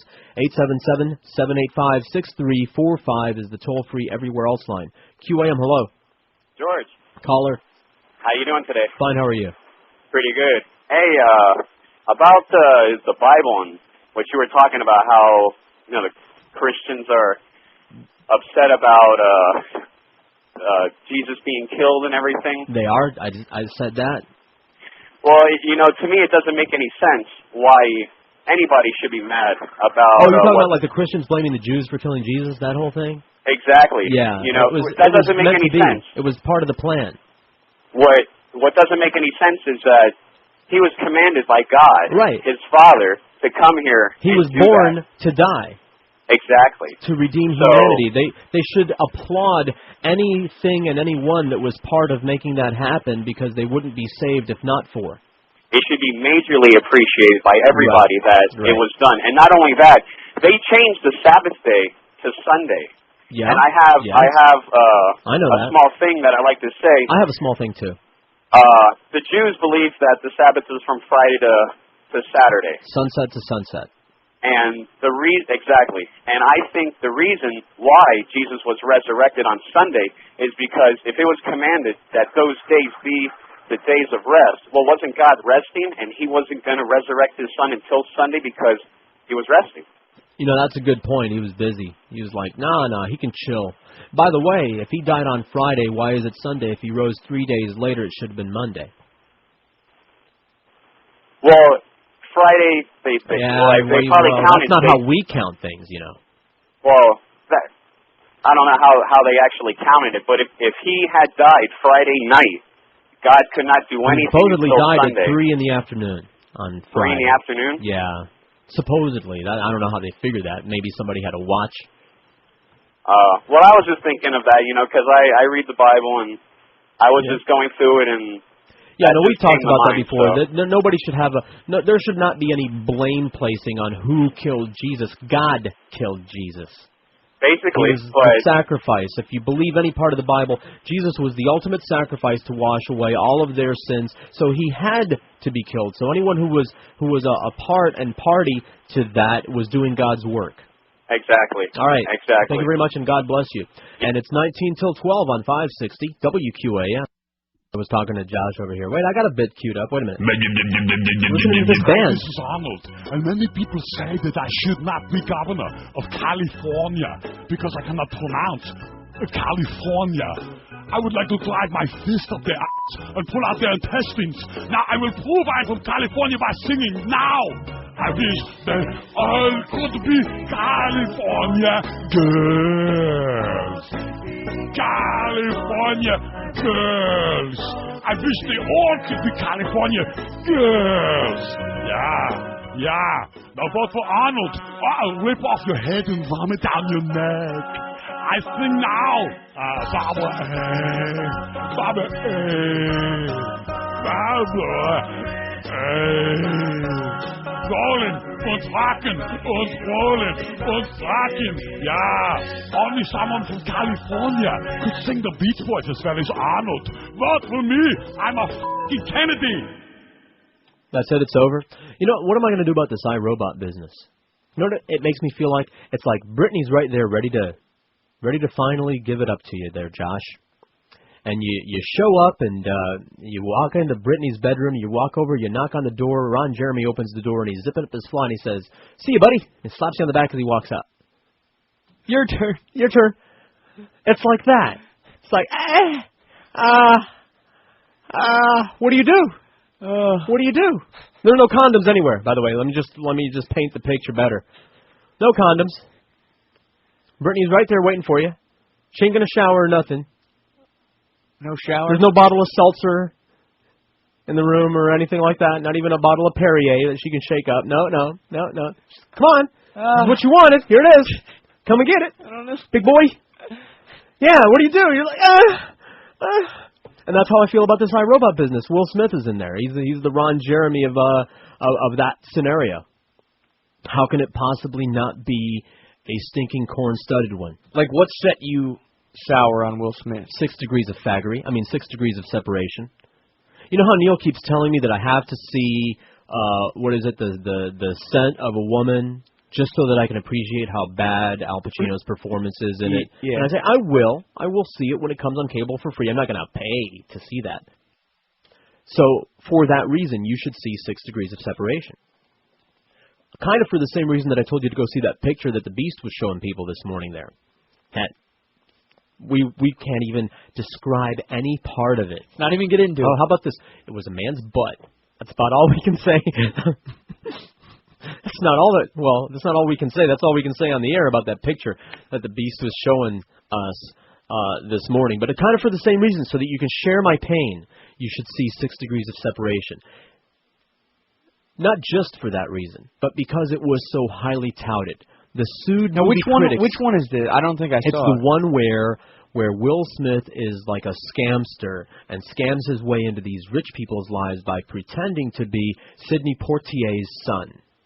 And he meets this guy, this rich guy, that teaches him how to talk and act like a rich guy. You know, for example, and they spent like a half hour on this one thing, to say bottle of beer instead of bottle of beer, or a beer. You don't say beer or bottle of beer, you say bottle of beer, bottle. And they had to practice that for a while. But of course, they were gay lovers with each other, and the whole movie was like a commercial for faggery. Like to convince you that faggery is really fun and cool. You know, that's what I kept getting out of it. Like, why are they just beating me over the head with this? It's wonderful, great. Have a gay old time with each other. Great. I'll support your right to be married. Fine. I'll go to the wedding. I'll bring a gift. All right. I'll scramble for the bouquet if you throw it. Wonderful. It's great. I'll take your word for it. It's not for me. Why do they feel the need to preach it? You know what I mean? Because that's what the whole movie was. I'm sure there was another plot in there somewhere. But that's all I remember from it is just one more pseudo-intellectual line after another, just one pseudo line after another, and Will Smith just oozing all of it, embodying all of it. And I hate his whole fakey, smiley, happy. He was fine as the Fresh Prince, but then they put the Fresh Prince in these roles where it's wrong. And he's just wrong for the things that I've seen him in. I hated him in Independence Day. That was him, right? Yeah. Tell me that wasn't him, all shucky and jivey. Now here's a guy who can act normal. I think he was good in Bad Boys. I didn't see Bad Boys. No, I won't. And I hate Martin Lawrence while we're on the subject. There's 2 reasons I won't see Bad Boys. But see, like, why would you take a black man like Will Smith who can speak perfectly normal, like professional, articulate, and then make him shuck and jive? I don't know about you, unless it's like that's what the movie's about. Like, what was that Eddie Griffin movie where they traded roles where you had one shucky and jivey guy and one Oreo I know cookie? exactly what you're talking about. You know the one. You know the movie. They did the switcheroo.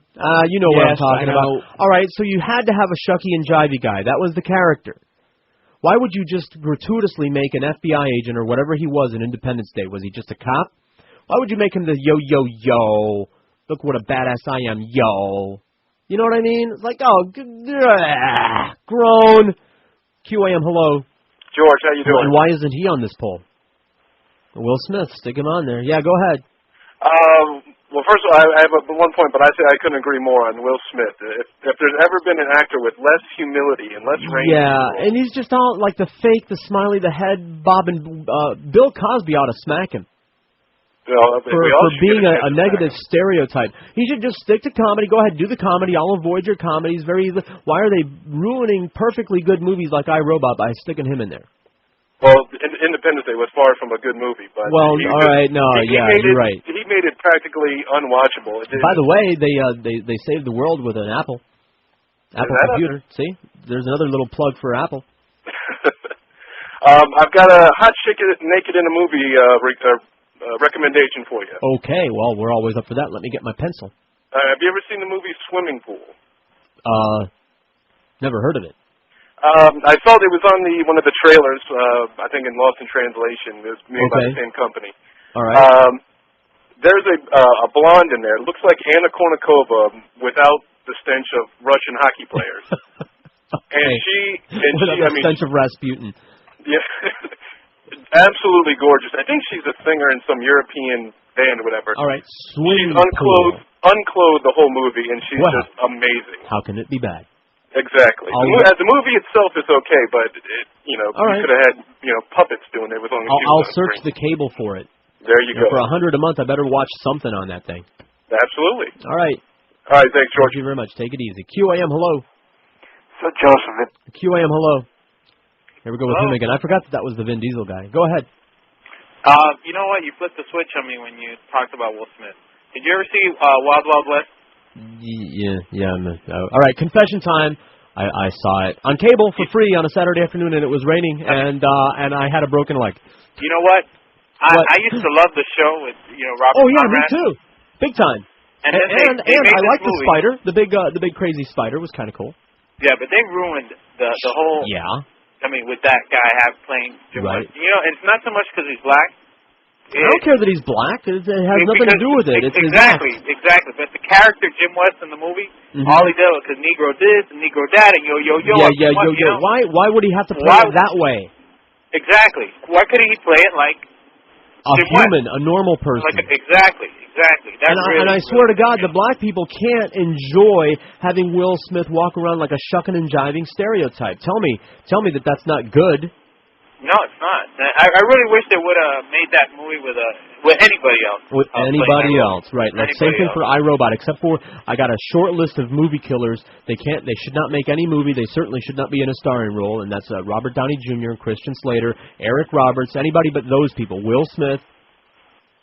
Yeah. Those are movie killers. All right, thank you very much. Take care. We tried to do that poll once, and they got it wrong. Gee, what a surprise. Movie killers, in other words, people that no matter what they're in, they will ruin the movie. And all we got were bad actors. It's like, no, you don't understand. I'm not talking. We got a lot of bad actors. We could go for a week naming bad actors. They're bad actors in everything you see. And you can't get away from them. I'm talking about movie killers. Just, if they're one of the primary characters, the movie's going to blow. It's like they taint everything around it. And the only movie that Robert Downey Jr. did not kill was Weird Science, because he was just one of the punks. And you know what? He was perfect in that movie because he was himself. Some punk that you can't stand. Just some, you want to choke him on sight, punk with dippity-doo in his hair. And that's what he was. Perfect for that. I can't stand him. Have you ever seen Robert Downey Jr. in a movie that you liked? Don't say Less Than Zero. I didn't like that because of him. His acting is just, it's just bad. It's melodramatic. I don't hate him. I mean, I'm not saying he's I hate the great or Natural Born Killers. See? I could have maybe enjoyed that movie. You didn't like that movie? No. Really? Because of him. He tainted it. That movie was really good, It had him all over it. Yeah, no, I was trying to enjoy it. And then he kept sticking his head into the shot there. Kept sticking his head on the screen. They hooked you up at the end. All right. No, yeah, all right. That's a good point. But you know what? That should have happened like right at the beginning. And I would have, woo! Like that one. What was the one with the president's plane with Steven Seagal when he died like in the first 10 minutes?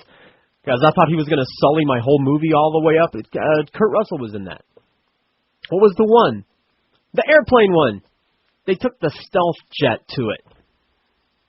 Remember? I remember, yeah. Any movie's names today. You burn Double out. Take is the Eddie Griffin. Double Take, yeah. Double Take. Yeah. I can't. Somebody will call up with that. You burn out. Where are you getting your weed? QAM, hello.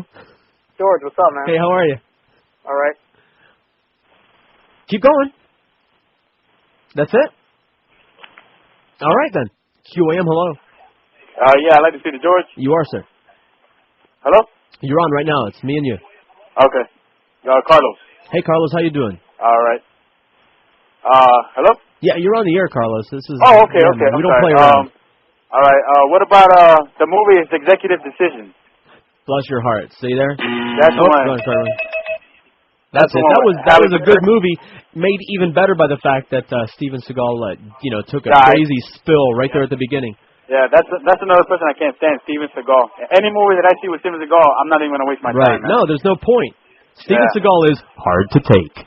Ridiculous. Yeah. All right, George. Thanks a lot, man. Take it easy. Although, he's got that Kelly LeBrock thing going on. It's like if Steven Seagal invited me to a Saturday afternoon barbecue. Hey, Steve, how's it going?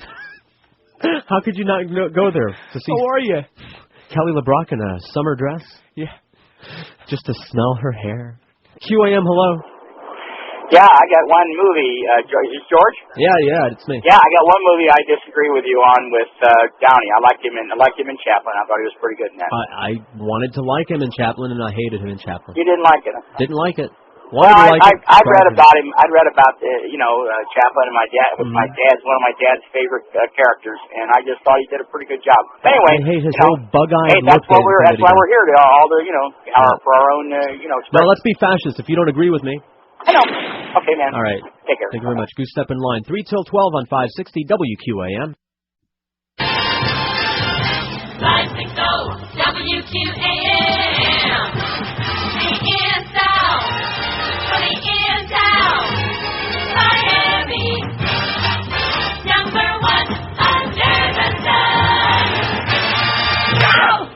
Finally got a call here. The number 1 rated Mohammed and David in the show. At least according to my aspirations. Stay away from me. I don't even know how you have children. Miramar, hello. Yes, I want your take on Jay Fiedler. Oh, well, Jay Fiedler is a great quarterback and a good Jew. I like Jay Fiedler.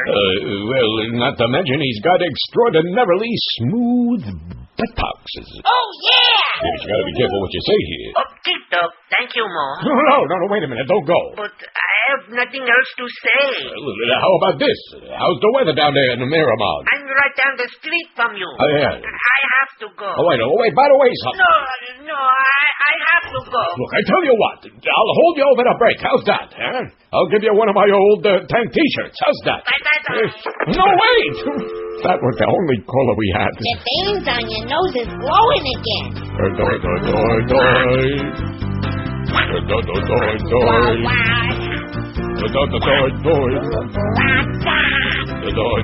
Wow! You got big purple veins. your nose and on your face, and around those oozing pimples you call eye. If you go look in the mirror, you'll see a roadmap of Ypsilanti. You got your hippies on, way to die. My nose glows when something stings. Almost every day I think, and my veins they start to tickle. My adenoid, yeah, I look like I'm falling apart. That's because I'm a cranky old bard with a nose that's filled with purple veins. Something like that you want to see. A science channel discovery. My nose has a bleeding purple vein.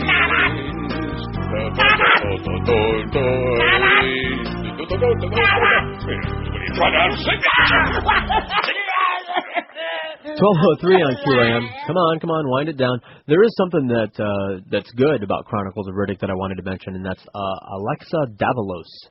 Alexa Davalos. Never heard of her before, have you? No. I just clicked on her filmography to do some research here, and here's the list of her movies. The Chronicles of Riddick. I'm done. That's all that came up. I'm sure she looks really, really familiar. What's her name again? Alexa Davalos. You gonna Google her? Google that beach. See what she's beautiful. She's got a beautiful face, kind of like do you know who Shalom Harlow is? The model Shalom Harlow. She did that movie Cherry, where she didn't show any of her goodies, but she did show a lot of her goodies and a lot of pictures that she took, and we have several of them, and we will put her behind the beaded curtain again. She's already been on there before. But she's got that kind of face with the cat eyes and everything. She was really good in the movie. Her character was good. She was the Jack character. In other words, she was another sequel character. She was also on the Pitch Black Planet with Riddick. And she was the chick that made it, one of the people that made it off. And see, now, I've smoked so much between now and the last time I saw that movie. Anyway, he eventually hooks back up with her, and she's a badass. She's got all these crazy cat martial arts moves. She's got blades everywhere. She's a way better character than Riddick, as far as, well, for obvious reasons. Number one, she's way easier on the eyes. Did you even find a picture of her? Yes. I got a picture. She's done some TV guest appearances. Like on Angel. Okay. And Undeclared. Ah, then maybe I saw her on that. She's from France. That's why she looks familiar. Well, we can't hold that against her. Okay. Maybe she's a goer. Just because she has hairy armpits, that's no reason to hate her. Not at all. She doesn't wear a bra at the beach. She looks fine to me. Yeah, no, she's fine, and she looks really good in the movie, and she's got really, really good, like, gymnastic cat moves. I know, it's the stunt person. Yeah. Hey, she looked good doing them. She looked good doing them, and I liked her a lot. They should have set her up to be in a sequel, but they didn't. They set him up to be in a sequel, which I could have gone for the Chronicles of her. They changed her name for the movie. The Chronicles of Alexa. Yeah, the Chronicles of Alexa. Let's see her in action. Listen, they were sort of onto the right thing with the whole Tomb Raider business. Because, all right, who goes to action movies? Guys. Right? That's, if there's a chick flick genre, then there's a guy flick, and that's the action flick, right? We don't have to argue about that. That's the argument. You go on a date, the guy wants to go see the Jet Li movie, the chick wants to see something schmaltzy where it's a love story. Right. And we've talked about why that is. And guys like to see a movie where there is a hero or heroes that are striving against some evil thing, hopefully winning. Right? Right. Well, just something with a little conflict. Action. Yeah. A conflict. Hopefully there's going to be some action. Drama. But that's what you can boil it down to, is a guy or a group of people up against a challenge, right? Right. But they've got to overcome the challenge. An alien invasion, a Godzilla-like monster, a bunch of other bad guys. Right. And this person and his friends or these people have got to defeat the bad monster or keep the bad monster or the bad thing or the bad people from killing them. That's pretty much the whole plot of all of these movies, right? The chick flick is, here's the chick flick. Woman catches man. That's the plot. Or emotional. Well, emotional, but it all ends with the woman caught the guy. The plot is this. Woman and man meet each other. Woman wants the guy to take her seriously. He doesn't, but then he does. And it ends with he takes her seriously, and they walk off into the sunset holding hands, obviously to be married and breed. That's a happy ending for a female. The chick's got to land the guy, right? Of course. Got to shoot him with a tranquilizer dart. Happily ever after. And land the guy. That's a chick flick. And that's why there's an argument at the theater. Because that, to us, to guys, that's depressing. That's not a happy ending. Yeah. That's girls are looking ending for that to happen in their lives. So, you know what I mean? So the movies, that's how we see ourselves. We want to see ourselves as like Riddick or something, Right. doing cool moves, shooting big guns, beating up big things. Now, the idea of a female action hero speaks to the guy's soul. Because what's not to like? Action and a big rack. And a big rack in action. For example, the Tomb Raider movies, if they didn't suck so harshly, that would be a perfect formula. I agree. But they just have to ruin it. They just have to ruin it with a bad script, with hokey stuff happening, constant hokey stuff happening. And like I heard the route that like it was a movie for kids and this and that. What, Tomb Raider? Yeah. Yeah, right. Well, they're like that's why it's not rated R, and I heard a lot of that. But I mean, come on. I'm not buying that. By the way, here's some more car bombing things. Oh, and in case you're not watching the news, we caught another terrorist suspect. Ashcroft was on there just wetting himself. You should have seen the grin on him. It was just like, he just had this crazy, obnoxious, overblown grin, like a Joker grin. Just laughing and giggling and twisting his own nipples, like a woman putting her clothes on. That's how excited he was that we caught we got two now. We've actually caught two terrorists since this whole quote-unquote war on terror started. When's we got the party? Two. Yeah. Yeah, woo. See? Hey, Trina, good thing. We caught two terrorists now. And the bombings, when the Supreme Court upheld the God line. One nation under God in the Pledge of Allegiance. So that whole, stuck on in the 50s during the McCarthyism, during communist hysteria, if you're not with us, you're against us, that add-on line stays on there because, well, we know who's on the Supreme Court. We know the composition. QAM, hello. Hey, it's you. George? Caller? How you doing? Fine. You issued a challenge a while ago. Yeah. QAM, hello. Hey, how you doing, George? How are you? Pretty good. Every once in a while you got to go to the chick flick just to keep the other half happy. But let me tell you, last year I got dragged to the most god-awful chick flick you've ever seen in my life. Please share. Down with Love. Okay. A total waste of celluloid. Yeah, well, they all are like this. I watched the repeat of the MTV Movie Awards over the weekend, and that movie won something. The 50 First Dates movie won something. The Adam Sandler piece of trash won some crap. What's the point? How can it not suck? Well, it's every once in a while there's one that you can sit through. That one I was about ready to get up and just walk out. But, to keep the other half happy, I had to sit down and keep my mouth shut, Right. So. You know what a good love story is? Monsters Ball. Oh, I haven't seen that. Oh, you have to see it. So now there is a proper love story, a proper love story. All right, well, maybe I'll stop by the Blockbuster and rent it in a couple of days. Let me tell you, I'll remember your voice. If you rent Monsters Ball and you didn't like it, as just give it, as opposed to thumbs up and thumbs down, and just think that it's a good movie as opposed to a bad movie, I'll give you your rental fee. All right? Okay, cool. You do get to see Halle Berry.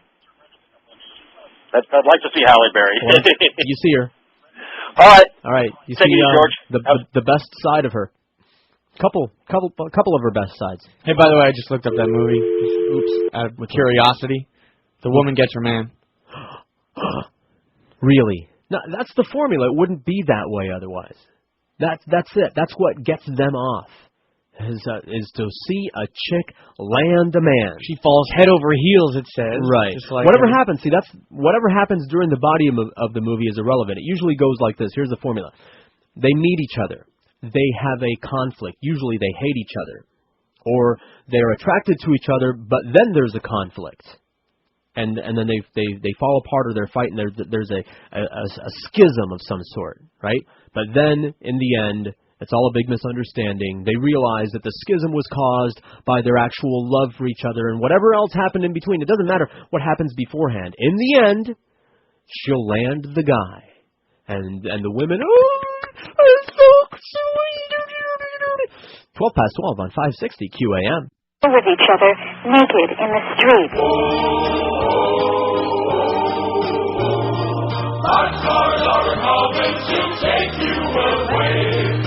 That's what's gonna happen if you don't obey. You better cover what you wanna say. You better cover what you wanna say. Look here, the boxcars are coming to take you away. Boxcars are coming to take you away.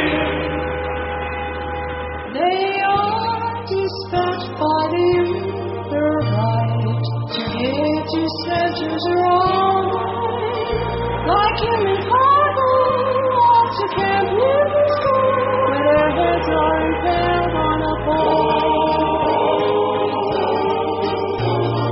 Boxcars are coming when you are asleep. If you're not pro-Bush, obedient chief, you better govern what you want to say. You better govern what you want to say. But here the boxcars are coming to take you away. Boxcars are coming to take you away. 12:17 on 560 QAM. Hey, I got a place to go web shopping that's they're honorable people. Southord.com. Southord stands for southernordnance.com. It's where I ordered everybody's lockpicks. You got one, right? I do. They were so popular that people that weren't on the original list were all jealous that they didn't get their own little folding lockpicks or lockpick set. See, I got two different kinds from them, either folding lockpicks or a lockpick set with the book for the beginners, with all due respect. I got a folding one. I still carry my original leather pouch like I got for everybody else because I like the way those feel better. People were jealous that they got shut out, so I had to order more. They made a mistake on the order. Even though the invoice said that I had 2 of whatever items I ordered. Yeah, people didn't realize that they come in handy. Right. Boy, have you used them yet? Yeah, I told you. That's right. You told me. Well, I'm a burnout. I can't remember what you told me 5 minutes ago, much less, a week ago.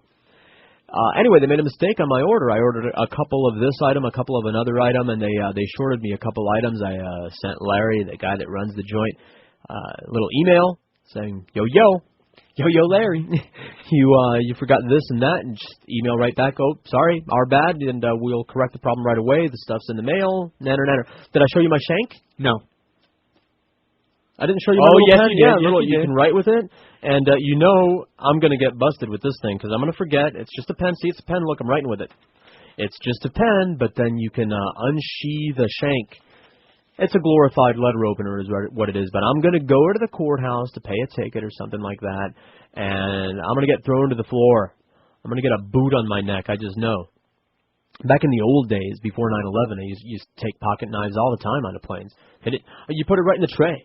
I'd have a pocket knife on my keychain, a pocket knife in my pocket, all kinds of things that turn into knives, like this pen, and you just throw them all in the tray, and you put them back in your pocket. Ain't no thing. Think you could get away with that pen right there now? No. This pen here? Yeah. I wouldn't try. Well, yeah, here, let me answer that. Yes, I think I could get away with it because they really aren't doing anything. You know what I mean? It's like hysteria here and then it's hysteria there, but they aren't really doing anything, if you know what I mean. As a matter of fact, I know what you mean. My brother, the one that died when he came back from California, which was like 4 months ago when he came back, he had all kinds of knives on him. He was bristling with knives. Really? He took them right onto the plane. Wow. Yeah. QAM, hello. Hey, George. QAM, hello. Bob? QAM, hello. George. Yes, caller. Hey, what's going on, man? What's up with you? I'm chilling, bro. Hey, thanks for playing my song Friday. Whatever. Hey, Did you get pictures of the cans? Of what can? The ones you were going to the beach with. Oh, yeah, dude. Pictures. If you didn't have pictures, I don't even want to talk to you. I did take pictures, and I'll send you some. I'll email you some. All right. Let's see. Hey, they were pretty impressed. I'm like, hey, he's going to play a song about monkeys just for me. And when you played it, they were like, ooh. So anyways. Pictures. I want pictures for payment. Hey, George, you got to go with us next time to the nude beach. Yeah, right. Man. No, I ain't going to the nude beach. Come on, George. Go look at Rasputin. Yeah, okay, I'll take a that look out. at that picture, and then you'll know why I'm not going to the nude beach. I can't measure up. Yeah, well, who cares, dude? I mean, there's... Me? How about me? Yeah, it's all good though. Hey, No, it's not. It's not good at all. Hey, you had me laughing so hard on Friday when you talked about in your free time how you crawl into the bed in the fetal position and weep. Yeah. I love that. That's me. That's the best, George. Well, that's what I do for fun. Yeah, well, you know what I do for fun? No, go to the Hang out nude with beach me. with people with big hands. Yeah. Absolutely. Yeah, I have no life. I have a life. I'm just trying to substitute it for something else. The life I have, I don't want. I want Josh's life. Trade you. The money and everything. Here, you can have. I'll trade you the money. Yeah. No. I get youth and status. The single status. QAM, hello. You can keep your own body. Your kiss. You're a what? What? I don't know. I didn't catch it. Was it a suggestion for the poll? Was it pornography? QAM, hello. Jamba? Yes. QAM, hello. Hey, George. Hey, caller. You don't like Will Smith, I'm standing. QAM, hello. Hey, Jorge. Hey, caller. How you doing? Fine, how are you? Hey, that Davlos chick? Yes. She was an angel. She was the Zapper girl, the thief that was electrified. How long ago? I don't remember that. She was only on like maybe 4 episodes. Must have been towards way back when I wasn't. Yeah, she was on like 4 or 5 episodes. But it must have been like old Angel. No, it was newer Angel because it was the one with Gunn, the black guy. Remember? Yeah. He zapped Gunn. They were trying to get something to free Cordelia and all that crap. No, see, I've only watched Angel like the last season. In other words, I didn't start watching. Yeah, it was Angel. 99. See, I never watched that. Only this last season and a half of Angel did I ever watch, and only because Spike. That's where he went. I followed him around. Oh, okay, yeah. This They was should right have a before series Spike about got him. on it. Right before they went to Wolfram and Hart. It was right when. No, see, I picked it up around then. I don't know from the pre-Wolfram and Hart Angel. Yeah, you got to go back to right before that. She's on TNT every day. She is. Yeah, they repay Angel at 5 o'clock on TNT. Oh, all right. Well, I'll check her out then. Yeah, she's good. Okay, thank you very much. I had a prejudice about the whole Angel show because of what's his name? What's his name? Angel. David with the forehead. David Boreanaz. I know who he is. I don't like him. Yeah, I don't like him. I couldn't stand it. He was another one on the list of just it bugged me. But then when Spike the vampire from Buffy went on there, the white-haired guy, because they hate each other. So then I had to watch Angel because Spike was going to be insulting him. And insulting his forehead, which of course he did, and that made it good. Nice. QAM, hello. Hey, George. Thank how you are for you? taking my call. Thanks for making a call. Last week you mentioned the movie Jekyll and Hyde Together Again. Yes, I did. I know that's not too many people are familiar with that one. Hey, it was big in its day. We all loved it. Yeah, now the character in that was that pharmacist guy, right, from that show Fridays? Yes. Yes, very clever, and I'd like to suggest to the listeners that scene with the toilet in the bathroom, one of the best ever. It's a funny movie if you could find it, but you can't. Yes, absolutely. And George, did you ever watch Captain Scarlet growing up? Captain Scarlet. One of those puppet type. Oh yeah. Come on, yeah. I hear we talk about those old type. Yeah. Captain Scarlet. There was no Star Blazers. No, but what the heck. Anyway, I look forward to a good summer with you, George, and thank you for taking my call. All right, you're very welcome. Stop saying that. We should be paying you to make human calls. You know, we actually want to talk about anything. You know, not that we don't appreciate the Jamba guy, of course. QAM, hello. Yo, George. Yo. I'm sitting here with my friend. I'm trying to explain to him the bit Bill Cigar. You won't hear that again. Huh? You won't hear that. Ever? You'll hear the censored version that Neil made. Yeah, with the bum bum bum. Yeah, no, Neil made that. He's got that. You'll have to wait for him to come back. Oh, and I just discovered Hunter S. Thompson. I might be behind, but he's a great writer in Gonzo Papers Rule. Yeah, he is. He's a good writer, but I don't want to read about other people's drug trips. That's another thing. We could add that to the list of things I don't want to watch people doing. Right? Eating, effing, playing games, or getting high. 4 fun things that are fun to do. I have no interest in watching anyone else do them. And just to go back to the sports analogy, because I've argued with my friends. I know I'm the mutant. The whole sports thing. Why don't you want to watch the game? Because I like to play games, not watch games. Yeah, but they're way better than we are. Yes. Yeah. No argument there. Acknowledged. That's like Ron Jeremy, let's just use him as an example since we mentioned him earlier, is way better at effing than I am. I've seen him in the movies. He's way better than I am. He's bigger, lasts longer, right? Hats off, Ron. You're way better at it than I am. I don't want to watch him do it. Right? Let's say somebody else has better table manners than you. Like, my table manners are just mediocre at best. I don't know which fork to use. I guess you got to go from the outside in, you know. I'm probably going to wind up using the wrong fork. I'm going to eat my soup before my salad. I don't know. I'm going to do it wrong. That doesn't mean that I want to watch someone else eat just because they know how. They know how to do it right. They're not going to make any table manner mistakes at all. It's going to be a smooth execution. You know, when they eat their soup, the other people, the professional eaters, they take that soup spoon and they move it away from them as they scoop the soup, as opposed to towards them. You know what I mean? Like us, peons. You know, we scoop the scoop like this. You know, this is a visual. The audience can't see this, but you know how normal people eat the soup. No, a classy person dips the spoon and moves it away from them as they eat. Ooh, I still don't want to watch. Yeah. You know, well, how is that a good excuse? Oh, but you got to watch the pros do it because they're so good at it. Okay, I watched them. Yeah, they sure are good. I still don't understand why I'm supposed to enjoy it. Wow! You know, I am going to bring in Fear and Loathing in Las Vegas. I want to watch it. We'll watch it. But I don't want to read Hunter S. Thompson's sex stories. Now, if Hunter was around, we'll drop acid and go to Vegas, and then we'll talk about it. How's that? See, that's because that's what they did. They went to Vegas and they ate all kinds of chemicals. Not just acid, of course, but they did that. Fear and Loathing in Las Vegas. I would love to drop acid in Vegas. Can you imagine those lights? I don't think you'd make it. Why? Well, that sounds like a challenge, young man. 12:27 on 560 QAM. It's not going to break. Former President of the United States, Mr. Ronald Reagan, for stem cell research. Well, hello.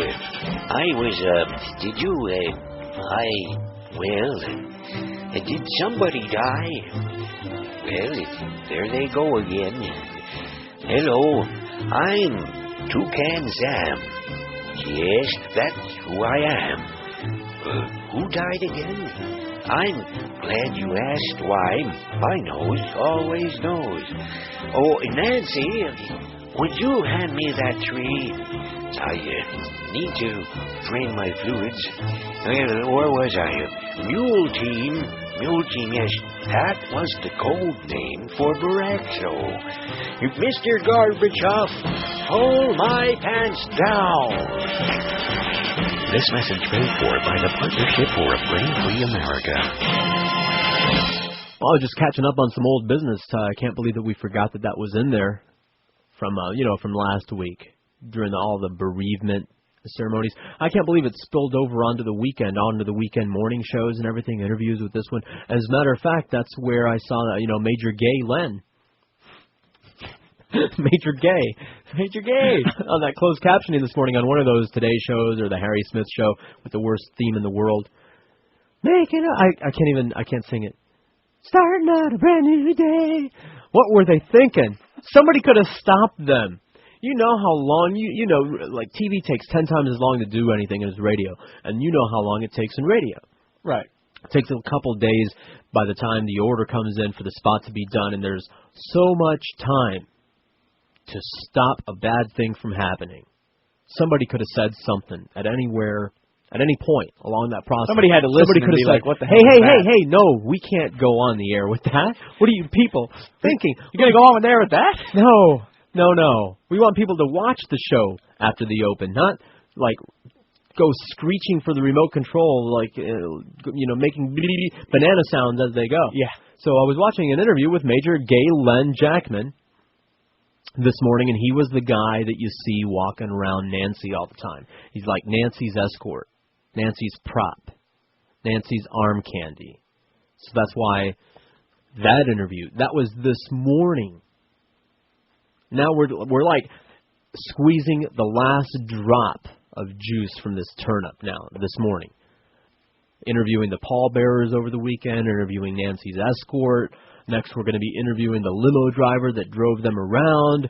We're going to have to have an interview with the funeral parlor guy that did Reagan's makeup. Oh, and speaking of that, premiere of 6 Feet Under last night. I gave up on that show a long time ago. You're smart. You're smart. Of course, it used to be okay. You're not married. No, I didn't find it okay at any point. I don't know if it was the first season or not. I think it was. I know. I watched it. Yeah, so. it was. I know what it's trying to be. It's just failing, and it's winding up just being sued. They don't know how to weave a web together.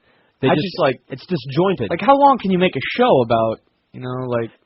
It would be fine if the characters were all interesting. They just, you know what it is? It's like they just don't know what to do.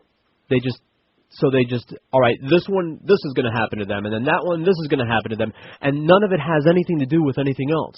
It's just wrong. It doesn't weave together like the old Sopranos, right? Or like The Shield, where it's just jelly. It's like a wonderful woven mesh of good stuff. It's just everything that happens to them is just some gratuitous thing that doesn't have any reason to happen and doesn't have anything to do with what's going to happen next. Yeah, like I was arguing with my brother. He thinks that this year's Sopranos, this past season, was good. And it's just like... It didn't suck as bad as the previous. I said, listen, the previous season was just abysmal. Mm-hmm. But, I'm just like, just think of the whole season. Like, just say what happened that season. Right. What can you name? 5 things that, Exactly. That, you really care. And the thing with them is they just keep going into stuff and they just never tell you. Right. They're the masters of loose ends. They just keep opening up stuff that they never close down. Yeah, and I'm just like, what happened, Yeah, so now, at this point, it's like, whatever. Whatever, like when the new season comes around, it's like, whatever. Yeah, I mean, again, I'm going to watch it, Sure, what else is on? Exactly, Nothing. on Sunday. Exactly. QAM, hello. Hello. All right, goodbye. QAM, hello. Joe's Midget. QAM, hello. George. I forgot that guy was totally obsessed with Vin Diesel. I don't know why he loves him so much, but he does. Hello, yeah. Hey, I was laughing earlier when you were talking about Ron Jeremy, and I had heard you years back say something about, sports stars. You shouldn't watch them because they're so good. It's like asking a porn star to do your wife because he's so good at it. No, not just that, but paying them, because when you buy a ticket, you're paying them to perform so that you can watch. Pay a porn star to do your wife while you watch because they're so much better at it than you are. Well, I got a funny story. I just bought over the weekend this documentary on Ron Jeremy's life called The Legend of Ron Jeremy. Okay. It's actually very funny. It's full of hotties. I'll wait for the book. Oh, no, you got to see it. It's really good, and it's so much hot women. No. There's this one where he's about to do a scene with this girl, and her husband is there, and he's all proud of her that she's about to go do a scene with Ron Jeremy. I'll bet. Yeah. I couldn't believe it, man. The Sopranos sucks. This last season I saw it. They're doing all this brand marketing, and like Tony's when he bought his kid the Nissan, he's talking about it's the package of this is their 3-point safety package.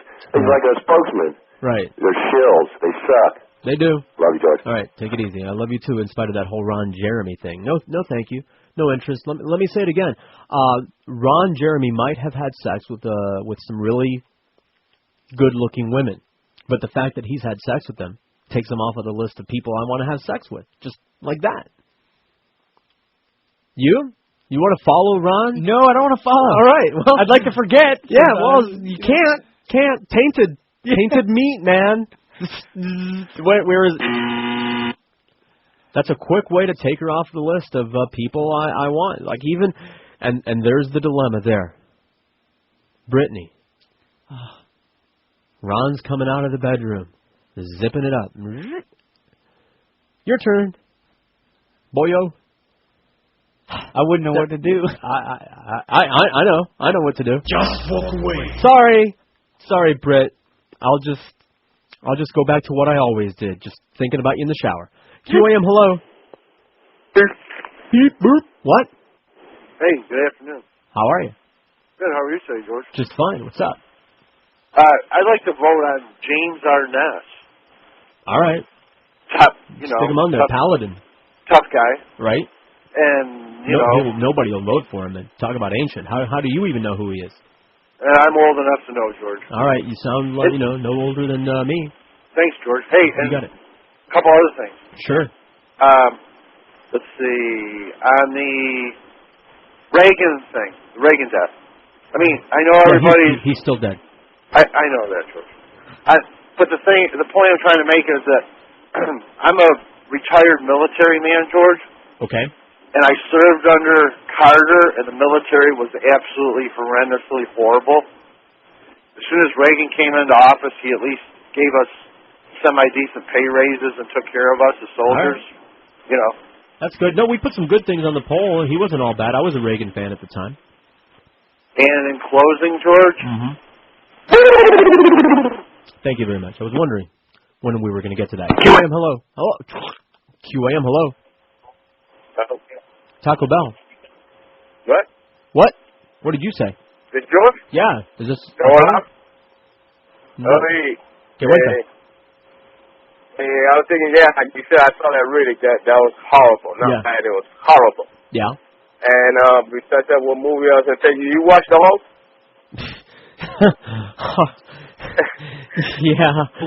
I saw it on cable. I waited for it to... See, I actually got a pirate copy ahead of time, so I knew better than to go see it in the theater. So I waited for it to come on cable. But what do you think? What do you think was so bad about it? Was the Hulk? Was it the Hulk the way he looked, or was it that wasn't enough of him? I saw better special effects on old school Gumby. Had better claymation special effects than the Hulk. Really? Yeah. Are you kidding me? That looked like a bad cartoon. It looked like Super Friends. You didn't like that scene outside in the desert, him running around and when he was beating up the thing? You know what? If they had just changed, all right, a little bit of editing, and then you changed the title to the Hulk cartoon, then it would have been maybe acceptable in the movie. It was cheeseball, and the fight with the dogs was kind of cool, but that was the worst CGI I ever saw in my freaking life.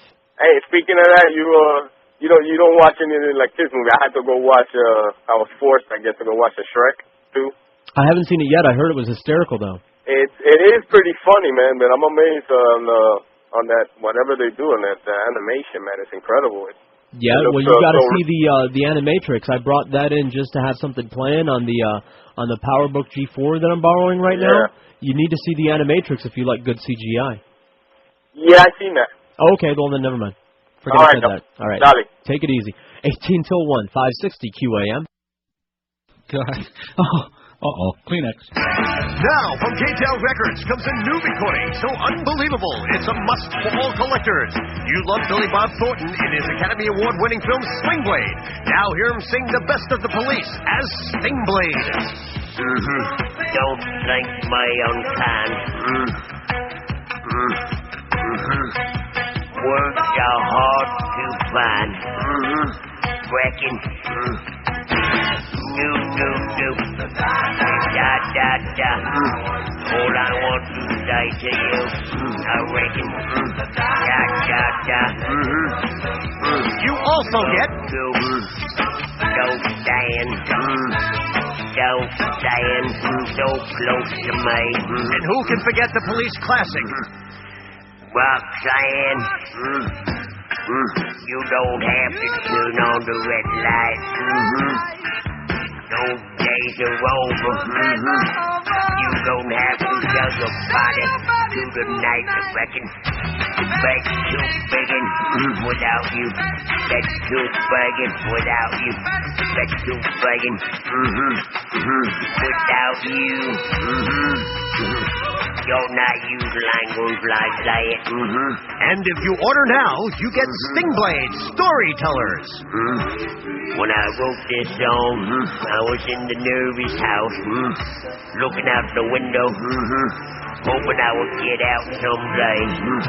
If you love somebody, if you want me to kill someone for you, set me free. With a lawnmower blade, set me So, free. if you like the way he talks, and I like the way you talk, then you've got to have Billy Bob Thornton as Sting Blade. Order now. I like the way he talks. I'm just surfing around here trying to find some more information on that. What's her name? Is it Davalos? Alexa Davalos? Sounds Greek to me. And we haven't added anything to this poll for a while, so we can. What have we left off? A lot, I'm sure. Action stars, not action actors. Because we're not going that crazy for it. And we haven't gotten the martial artist that I thought we would get. Like, how about that? Don't put it down, because nobody said it. Everybody thought he was going to be the next big thing that, what's his name? See, Jeff Speakman. Remember him? See? No. Oh, he was a badass. If you like the way that Steven Seagal moved. I just like how he chooses, let's break an arm and then breaks go for the throat. That's it. We talked about it. Me and my friends, it's like, let's go watch this Steven Seagal movie. I don't like him. Yeah, but he always breaks limbs. Yeah. You can count on him breaking limbs. Right. A group of guys with 6 guys with guns, you're done. Arm around backwards, breaking a limb. How are we doing on the poll? 494 right now on who's your favorite action star. Harrison Ford, 99. Clint Eastwood, 68. See? We shouldn't have oversighted Clint there. Arnold, 54. Steve McQueen, 53. Pretty close there. Bruce Willis, 42. Sean Connery, 31. Bruce Lee, a lot of Bruces, 25. Oh, Bruce is a manly name. Jackie Chan, 24. Charles Bronson, 23. Steven Seagal, we were just talking about him, 15. 8 each for Vin Diesel, Chuck Norris, and Keanu. That's got to be the chicks voting for Keanu. I don't know any guy that likes Keanu, well, period. Or as an action star especially. Not that he was terrible in those Matrixes. He's just got this aura, I just don't... He's Ted of Bill and Ted. Yeah, that's all I can... He totally should not be making any other kind of movie. That's him, man. What are they doing putting me in this Dangerous Liaisons, Ted? Whoa, what forsooth art thou saying, dude? I'm just so blown away by your English accent. Angelina Jolie, 7. The Rock, 7. Jet Li, 7. Sigourney Weaver and Sylvester Stallone each have 4. Come on, Sigourney. Hugh Jackman, 3. Hugh ain't bad. I got no complaints about Hugh. No? And as Wolverine, did you see it yet? Did you see the X2 yet? You got to catch up. At least summer's coming. We're going to be talking about all these summer fun movies, so you got some homework to do. Will Smith has 3. Tied with Hugh Jackman. That's wrong. Jean Reno, we finally found out his name is Jean Jean. I don't know. It's French. He's the big-nosed guy in The Professional, and he's been in other movies. He was in La Femme Nikita, wasn't he? I don't know. I'm not sure. The original La Femme Nikita, not the Bridget. I don't know. I know Bridget Fonda. And James Arnaz, 0. Phew! Oh, bless you. I kind of imploded there. I didn't take a proper sneeze breath. 5670560 in Dayton, Broward, pound 560 is free if you have Verizon Wireless. 877-785-6345 is toll-free everywhere else. QAM, hello. Yeah, George? Yeah. Hey, how's it going? Listen, I just wanted to get your take on if you're a fan of Alien and or Predator and the new movie. Oh, dude, I saw finally in the theater last night, as a matter of fact. I saw the extended good time trailer for that. And I'll see it, although I was more excited about it before I saw the trailer, because I'm not sure of the premise. Right. You know, see, the whole thing, I thought it was supposed to take place out in space. Yeah, that's what I thought, too. Here we go again, we landed on another planet, and the aliens are here, and so are these guys, but no, apparently it's here. It's here on Earth. Do you think this will go into RoboCop vs. Terminator one day? No. That's an old line. I never read any of the comics, but I know people that swear that it's a great storyline. It is. Read it. Dark Horse I'm really gonna go back. I'm gonna go back and start reading comics again. I don't think so. Yeah. Dark Horse did a good job with that. I think so. But supposedly it's a really good storyline, and it's been out there, and they already set it up in the second Predator, which wasn't bad. We could put Danny Glover on this list, but nobody said his name, so we won't. I won't either. All right. What's wrong with Danny? He wasn't convincing enough for you? You saw the second Predator, right? Yes. Was there anything wrong with that movie? No. No. Danny was fine, wasn't he? Sure. Doesn't qualify, does he? No. Oh, Danny! What was wrong? Nothing. Nothing, really. He was just a guy. Yeah. I don't know. I can't... I'm saying, put his name? Nah. But they set it up. They had the alien head in the spaceship. And we were all very excited about that. Oh, look at that. It's an alien skull. So we knew that probably they were going to be doing that, Alien versus Predator, which they should. And I'll be there to see it. As a matter of fact, that's Movieco worthy. I'll be driving out west to see that out in the swamp. Early, matinee. I'd like to go on Sunday morning. You know, since we got Keanu Reeves, and he's not really in action, in my opinion. Put Danny on there? Wesley Snipes, Blade. Oh, Wesley! You know what? I was thinking Wesley when I was thinking of this poll. We got to put Wesley on there because of all the Blade business. QAM, hello. Hey, little man. QAM, hello. Yeah, I want to make a nomination. Where are you? What are you? What is it? I'm in Hollandale. Oh, all right. Let's go to Hallandale. Okay. Go for it. You're on the air right now. I was just, messing with you. Oh, right on. Yeah, I want to nominate Michael Dudikoff. Okay, Michael American Dudikoff. Ninja movies, and he was great in Bachelor Party. So All right. He's a very dynamic actor. I don't think he'll get 5 votes, but what do I know? Hey, you got one from here. So, all right. One in Holiday for Michael Dudikoff. You got it, Josh. Michael Dudikoff. Duty. QAM, hello. Hello? Hello. George? Caller? I just want to refresh a little bit about the Jane Reno. Okay. He was Gene? Yes. It's Jean? Yes, How do you say it? Right. It's the Jane Reno. Okay. And he was a partner, if you remember the Wronging, he was a partner with the Robert De Niro, too. Right. You're right. That was not a bad movie. Oh, yeah. He's good. He's very good. It's just that nobody knows who he is. Right. But actually, the way how he acted, it's kind of cool. Understated guy. And by the way, The Professional comes with my seal of approval, which means money-back guarantee recommendation. That's true. All right? Totally on you. Nothing wrong with that at all, especially, and the most important part to me is the ending. It's got to have a good ending. Because what's worse than that? You spend all this time on a movie and it's good, and then the end is just flat. You got to end it well. And The Professional ends real good. It's a real good ending. I don't know if you ever see that movie Contact with Jodie? That's a perfect example. Now that whole movie relied on the ending. Yeah, it did. And it is just, setting everybody, and just the it worst. Was a kick in the nard. Oh. How could Carl Sagan let that happen? Because supposedly it was based on a book that he wrote. I didn't read the book. I'm not going to read the book. Maybe somebody out there did read the book. Tell me that the book didn't end that way. It was such. See, I hate that. I'm glad you brought that up. Perfect example of what not to do to an audience. Same thing with like Blair Witch. Well, yeah, when you build somebody, the whole movie's just building. I'm like, right. Nothing happened the whole movie, but I'm sitting there glued. I'm like, you know what? The whole movie was a struggle to get to the end. Yes. And they do it. They do it. It's time to see the alien. Time for the alien payoff. Nah. Here comes Daddy. Nah, I've done entire shows on the whole concept because people will argue.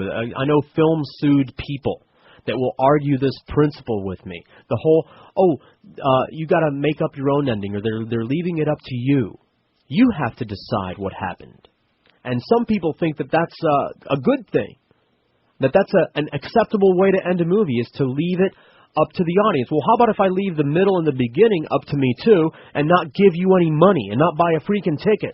You're supposed to be telling me a story. Tell me the story all the way to the end, like the argument that Neil and I have about Magnolia. Because some of the storylines end, like the whole business with Tom Cruise and his dad and the Jason Robards character. That's a good little storyline, and they bring it to an end, and it ends. It's over. Other storylines, because in the movie they keep bouncing around from different characters. This one. That's like an anthology, I guess. And they just keep going from one character to another, to another, to another, to another. Right? Yeah.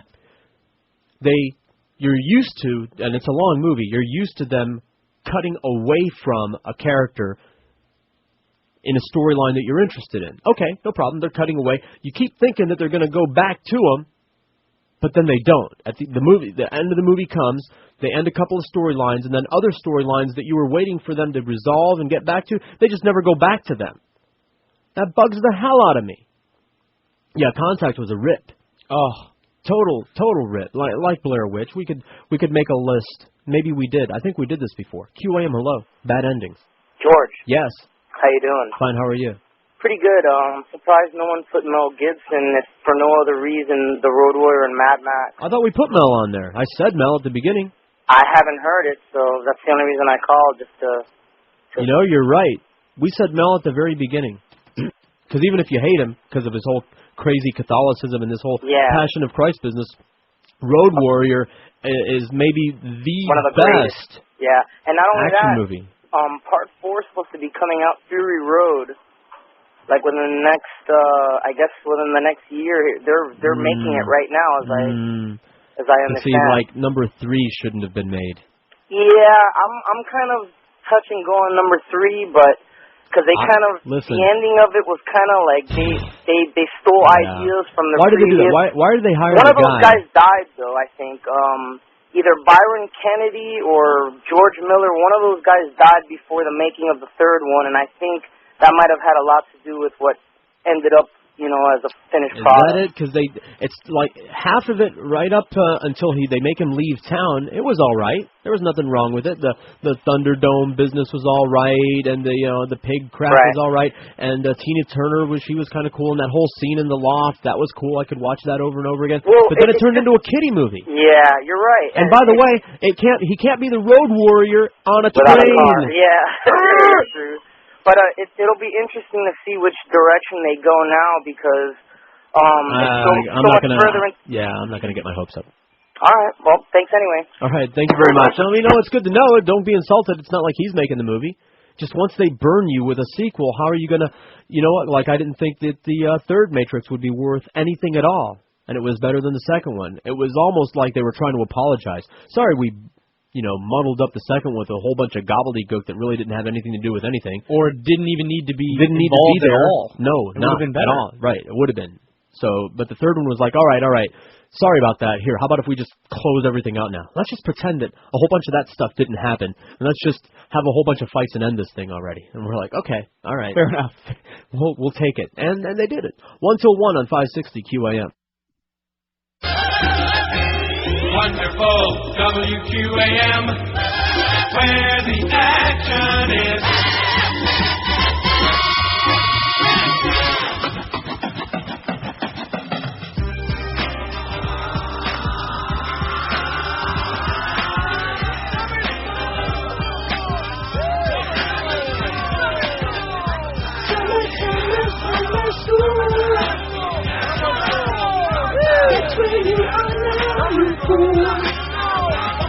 Here it is, your plan slightly transformed. A little summer break from the norm. All because you didn't get A's and B's. You're now sitting in a stuffy hot room with no breeze. If you'd only passed that last class, you'd be with your friends at the beach bash. Ain't gotta worry about uneven tan lines. Now you're with your teacher and taking summer school in the summertime. Summer school. That's where you are now, you fool. Summer school. Summer school. That's where you are now, you fool.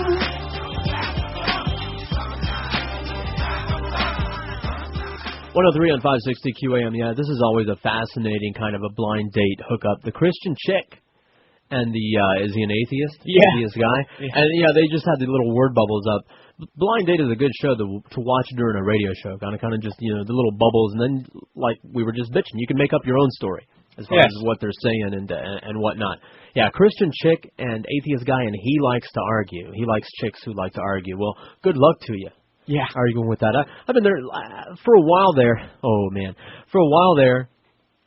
When I was not a Christian, I still knew a lot of Christian people, girls included, and it was fun for a while arguing with them. And seeing if you could get to him. As a matter of fact, Boca Brian wrote a song about it, Phony Holy Born Again, about the tack I used to take. Because you can just pretend. Or you can do this. You can pretend to be a project. And then they'll just keep going out with you and see who gives first. But I just don't have the patience for that anymore. Oh, yeah, and I'm married. And as far as I'm sure you have experience in it too, just like when I was in school, because I went to the private school also, always in Christian school. And it's just like, how far you got to go before you break these girls. Right. You know what I mean? Like, it's such a process. Yeah. And you got to give in as far as, I love Jesus. You humor them, sure, yeah. And, you got to do what you got to do. And it's just a different plan of attack. You have to act like everything that's happening is a total accident. Oh, well, no, we just happen to be in this isolated romantic spot just by accident. Because this is where the soda machine is, or something. Oh, I just, my hand just fell into your pants there. Yeah. It's just, it's totally spontaneous. Afterwards, you apologize and say, sorry, it won't happen again. And the exception to that was Bible camp, which was like sex camp. Yeah. Oh, all right, all right. I want to be accurate. Heavy petting camp, because with them, as long as they could still say that they're a virgin, that's all that mattered. Right. They just need to be able to say that they're a virgin. But, all right. Anything else applies? Yeah. So you fill in all the other blanks. QAM, hello. Sorry about that whole business. George. Yes. Got another name for you for the poem. Please, thank you. What about the muscles from Brussels? Oh, Jean-Claude. We can't say his last name anymore. Exactly. Right. Damn. Yeah. Bloodsport. All right. Time Cop. Bloodsport. Bloodsport, greatest movie. Bloodsport was. I liked Bloodsport, and then I hated him, and then I decided that I hated him, and every other movie that he was in. If I see him doing the splits one more time, I'm gonna split my brain open with an axe. But you like Bloodsport. I liked Bloodsport. Right. Bloodsport That's was one of my fine. favorite of all Bloodsport time. was fun when he dips his fists into the ground glass there. What did he have? He had the glue, like the horse glue. Like Tom Pohl? Yeah, and he's grinding. I mean, how can you not like that? Hey, look, ground glass. I'm a sucker for a cheap gimmick like that. It's like, woo! Look at that. QAM, hello. Police. QAM, hello. QAM, hello. QAM, hello. Yeah. I can go all through them. Yeah. Hey, what's going on, George? How you doing? Good. Listen, what about Charles Bronson? He's on there, and he's doing well, as a matter of fact. Hey, also, He's got 25 votes. I saw a You son movie of a this bitch. weekend. I rented a video, man. It was called Mystic River. You seen that thing? Mr. Who now? Mystic River. Oh, Mystic River, no. Oh, man. I heard good things. It's supposed to be very good. No, it sucked. As a matter of fact, it just goes to show that you could have a movie full of great actors. It goes to show you could have a movie full of great actors, but the storyline, I mean, it just really bit the big one. All right. Anyway, have a good one, George. You too. Thanks a lot. like 6 Degrees of Separation. Well, I don't know if you call Will Smith a great actor. He's an adequate actor. I couldn't get over that. And I didn't like the Independence Day. Couldn't get over that. It's not like he ruined that movie, but he was a part of what ruined that movie. And you know what? It was like, from the makers of Independence Day, The Day After Tomorrow. Very similar thing. A lot of flash right up front. A lot of flash and splash right up front, which was great.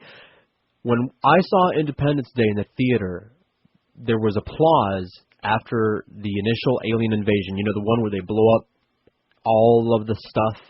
They zero in on the Empire State Building and blow it up and everything. Right.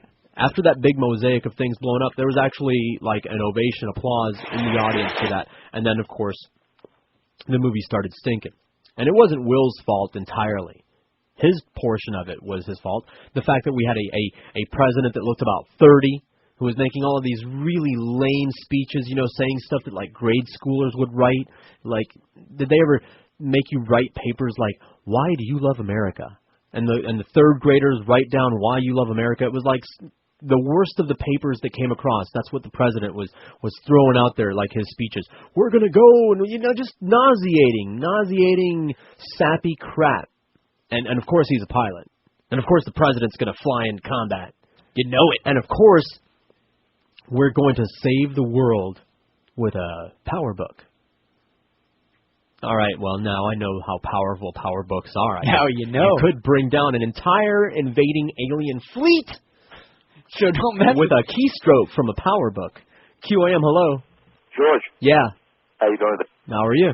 Fine, thanks. Listen, I was a kid, and the greatest action hero I used to love, I'm sure half the audience never heard of him, but was Errol Flynn. Oh, yeah, you're right. Absolutely. Every movie he made was everyone, great. And then all the rumors, and Neil likes to talk about, Gerald Flynn, and I don't care. Errol had it down. The Robin Hood, the Captain Blood, you name it. Custer's Last Stand, right. Gentleman Jim Corbett. He was a good, slick actor, and another perfect example of how you could be a tough guy without telegraphing it, without just constantly verbally reminding everyone how tough you are. Absolutely correct, sir. All right. Thank you so much. Very much. Errol freaking Flynn, man, one of the originals. We could go back and put some of the originals on there, but I'll wait for them to say it. All right? We're not going to put them on there just because I remember their names. QAM, hello. George. Hey. Is Jet Li in the poll? Yes, he is. As a matter of fact, let me check the progress. He's got 10 votes so far.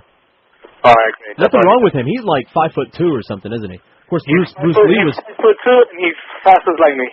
Yeah, he is. Like Bruce was 5'2", and he would go to Muscle Beach and pick fights with steroid junkies. I hope Jackie Chan's not on that list, is he? Who? Jackie Chan. Of course he is. Yeah, he's got to be. He's got 30 votes. Oh, well. All right, take it easy. What's wrong with Jackie? I mean, he's not a great actor. The thing is... I know he's overrated. He fights like he's scared. Like Jet Li, he goes in at it, and he has a serious face. Jackie's always crying and running around. Okay, no, you're right. He's comic. He's a comic action guy. You're right. Exactly. But that, a lot of people like that. That's the appeal. You know what I mean? It's like he's constantly on the defensive. QAM, hello. Hello. QAM, hello. Hey, is George there? Speaking. George. Caller. How about Pierce Brosnan? You got him on there yet? We do now. He did a lot of good stuff. He's just fine. No arguments here.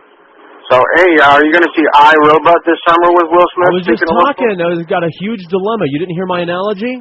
No, sorry. Here's my analogy. What would you do? Britney calls you up. Britney Spears calls you up. She says, I want you now.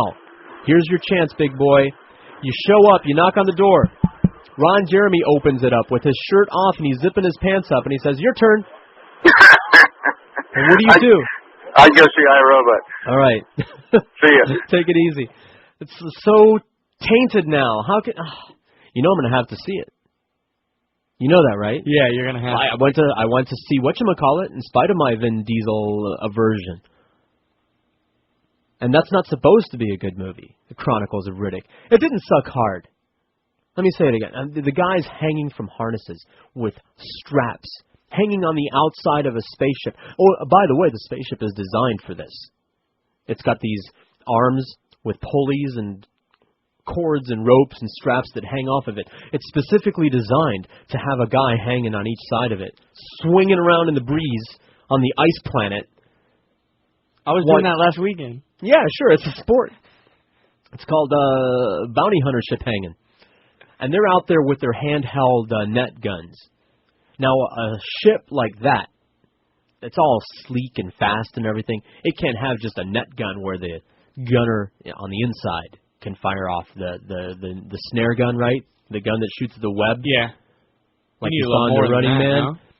No, we got to have guys hanging from brackets, swinging from ropes, hanging on the outside, swinging all around. Oh, how else is Riddick going to jump up with his knife and cut the guy loose from the outside of the ship? How is that going to happen if you don't have a guy? Oh, here's another thing you're going to get tired of watching this movie. Riddick stands on top of everything. All right? Where's Riddick? Did you look up? Because if you don't see him, he's standing on top of you. Where's Riddick? He's on top of the ship. You know how they have turrets that, like, come up out of the ground? Yeah. Like the elevator, the turret raises up out of the ground. Where's Riddick? On top of it. If it raises up, or if it's got a top side to it, Riddick's on top of it. 113 on 560 QAM. Attorney General Janet Reno has purchased a red Ford pickup truck and plans to travel the countryside when her term ends later this month. Hi, I'm Janet Reno, road warrior. Before you head out on the open highway, here's a few things you should know about. First off, make sure you're empty before you leave the house. Seems simple enough, yet most people don't know driving with poopy pants is the 47th leading cause of accidents. Secondly, avoid rest stops. They're nothing but breeding grounds for circus clowns covered with cold sores. Remember, if you have to stop there, don't share their chapstick. That's the 114th leading cause of accidents. And if you've been roadbound for over a week and you're feeling the itch in your loins for some hot, sticky monkey love, do not, I repeat, do not pick up hitchhikers in Nebraska. 7 out of 10 residents of the Cornhusker State do not put out. Trust me, they're a time waster. They all want to wait for they're married. And trying to convince them to take something off is the 412th leading cause of accidents. I'm Janet Reno, and I'll see you on the road. Be looking for Janet Reno's red Ford pickup truck traveling the countryside later this month. What is it? 118-560 WQAM. Jim Manage at 2. Hank at 4. He'll be at Shula Steak 2 in Miami Lakes. 7 o'clock, it's Orlando Al Zagari. Eddie K at 10. And then at 2 o'clock, Sporting News Radio. All the way until 5 a.m. in the Howard David Show. It just says Howard David here. It doesn't say Howard and Steve. But it's Howard and Steve, right? They're all back together. Right. They're close. They're chummy. Everything's all good now. It's a duet. Oh, here I am punching up phone lines, and there's nobody on there. 5670560 in Dade and Broward. Pound 560 is free on your cell phone if you have AT&T wireless. 877-785-6345 is toll free everywhere else. QAM, hello. Hey, George. Hey, caller. Hey, how you doing? All right, how are you? What is your opinion on the Bourne Identity with Matt Damon? It wasn't bad. I think it was I didn't great. think I'd like it. I saw it. Neil insisted that I watch it, and well, we don't agree about a lot of things, and movies is one of them, except for The Godfather. And yeah, I was surprised at how much I liked it. Right, and have you seen the previews for the new one? Yes, I have, and it looks great too. I can't wait.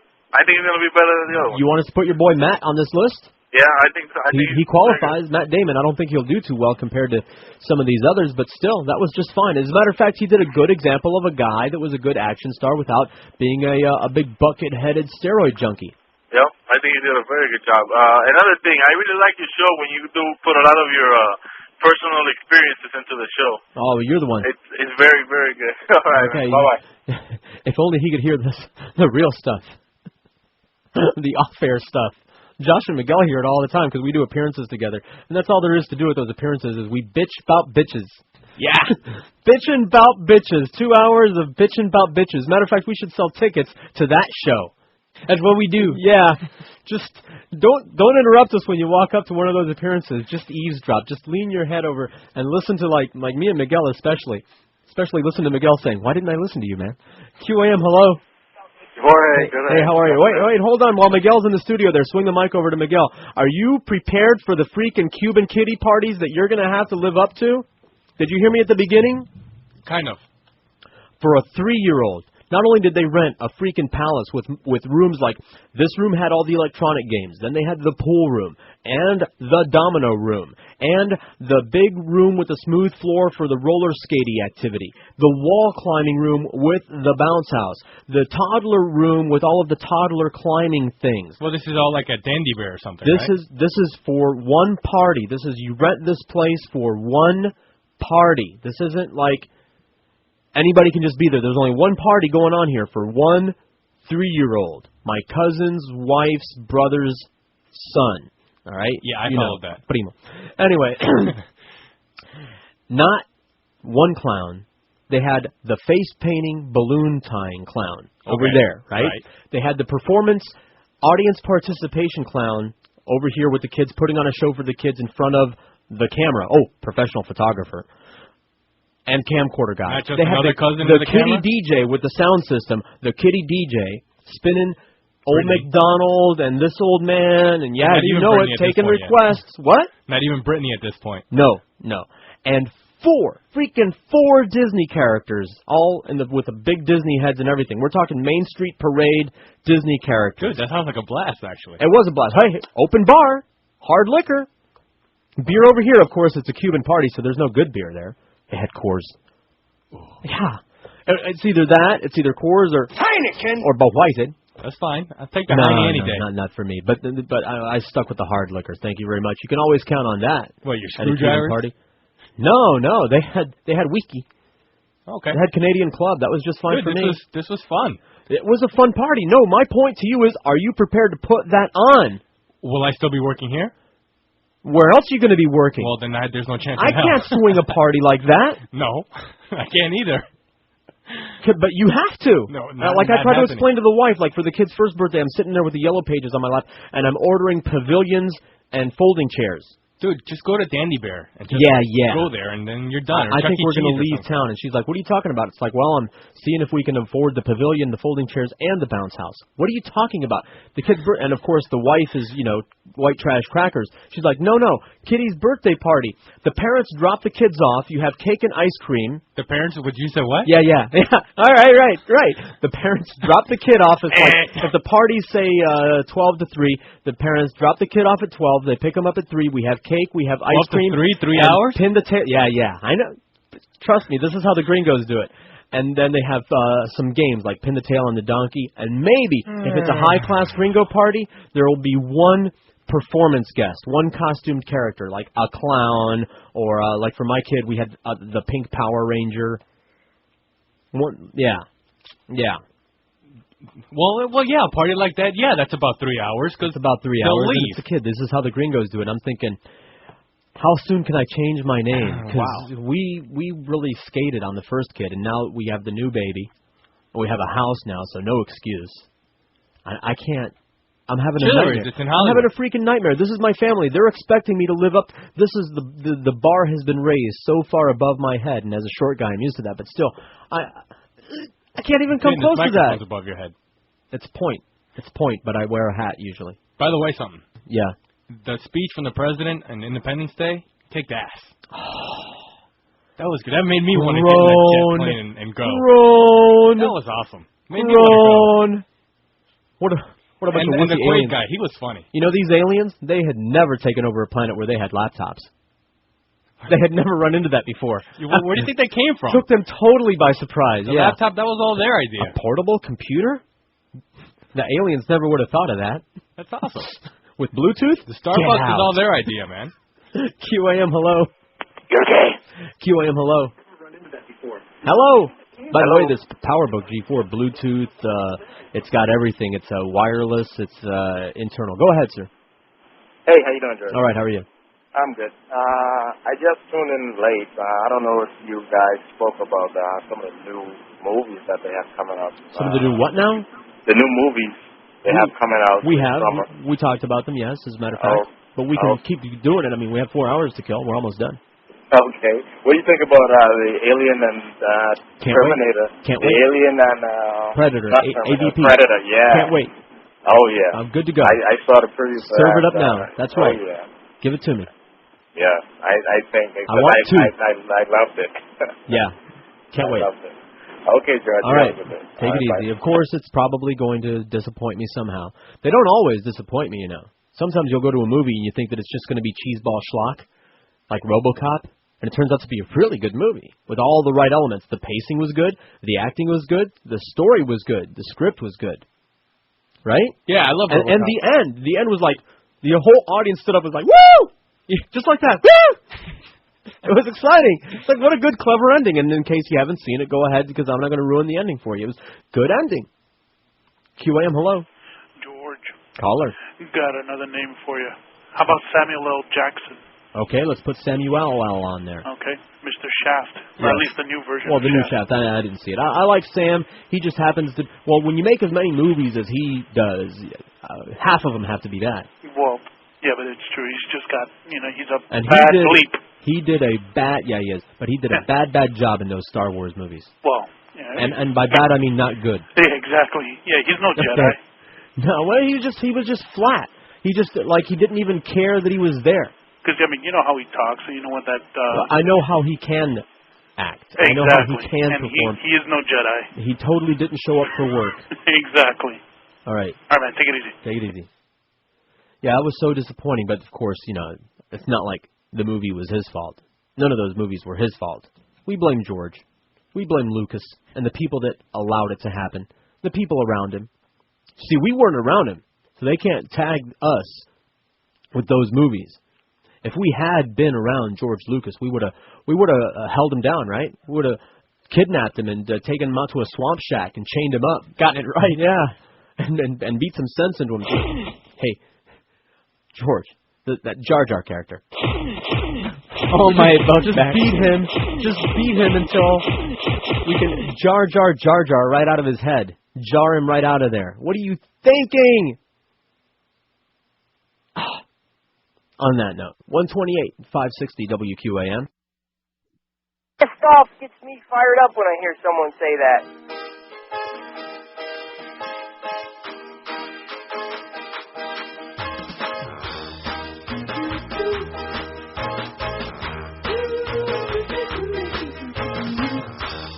I was depressed and feeling lonely until I found me a religious faith. She said to show how much I need her, I had to quote the Bible like a preacher. I'll get religious if you'll have sex with me and take like a phony holy born again.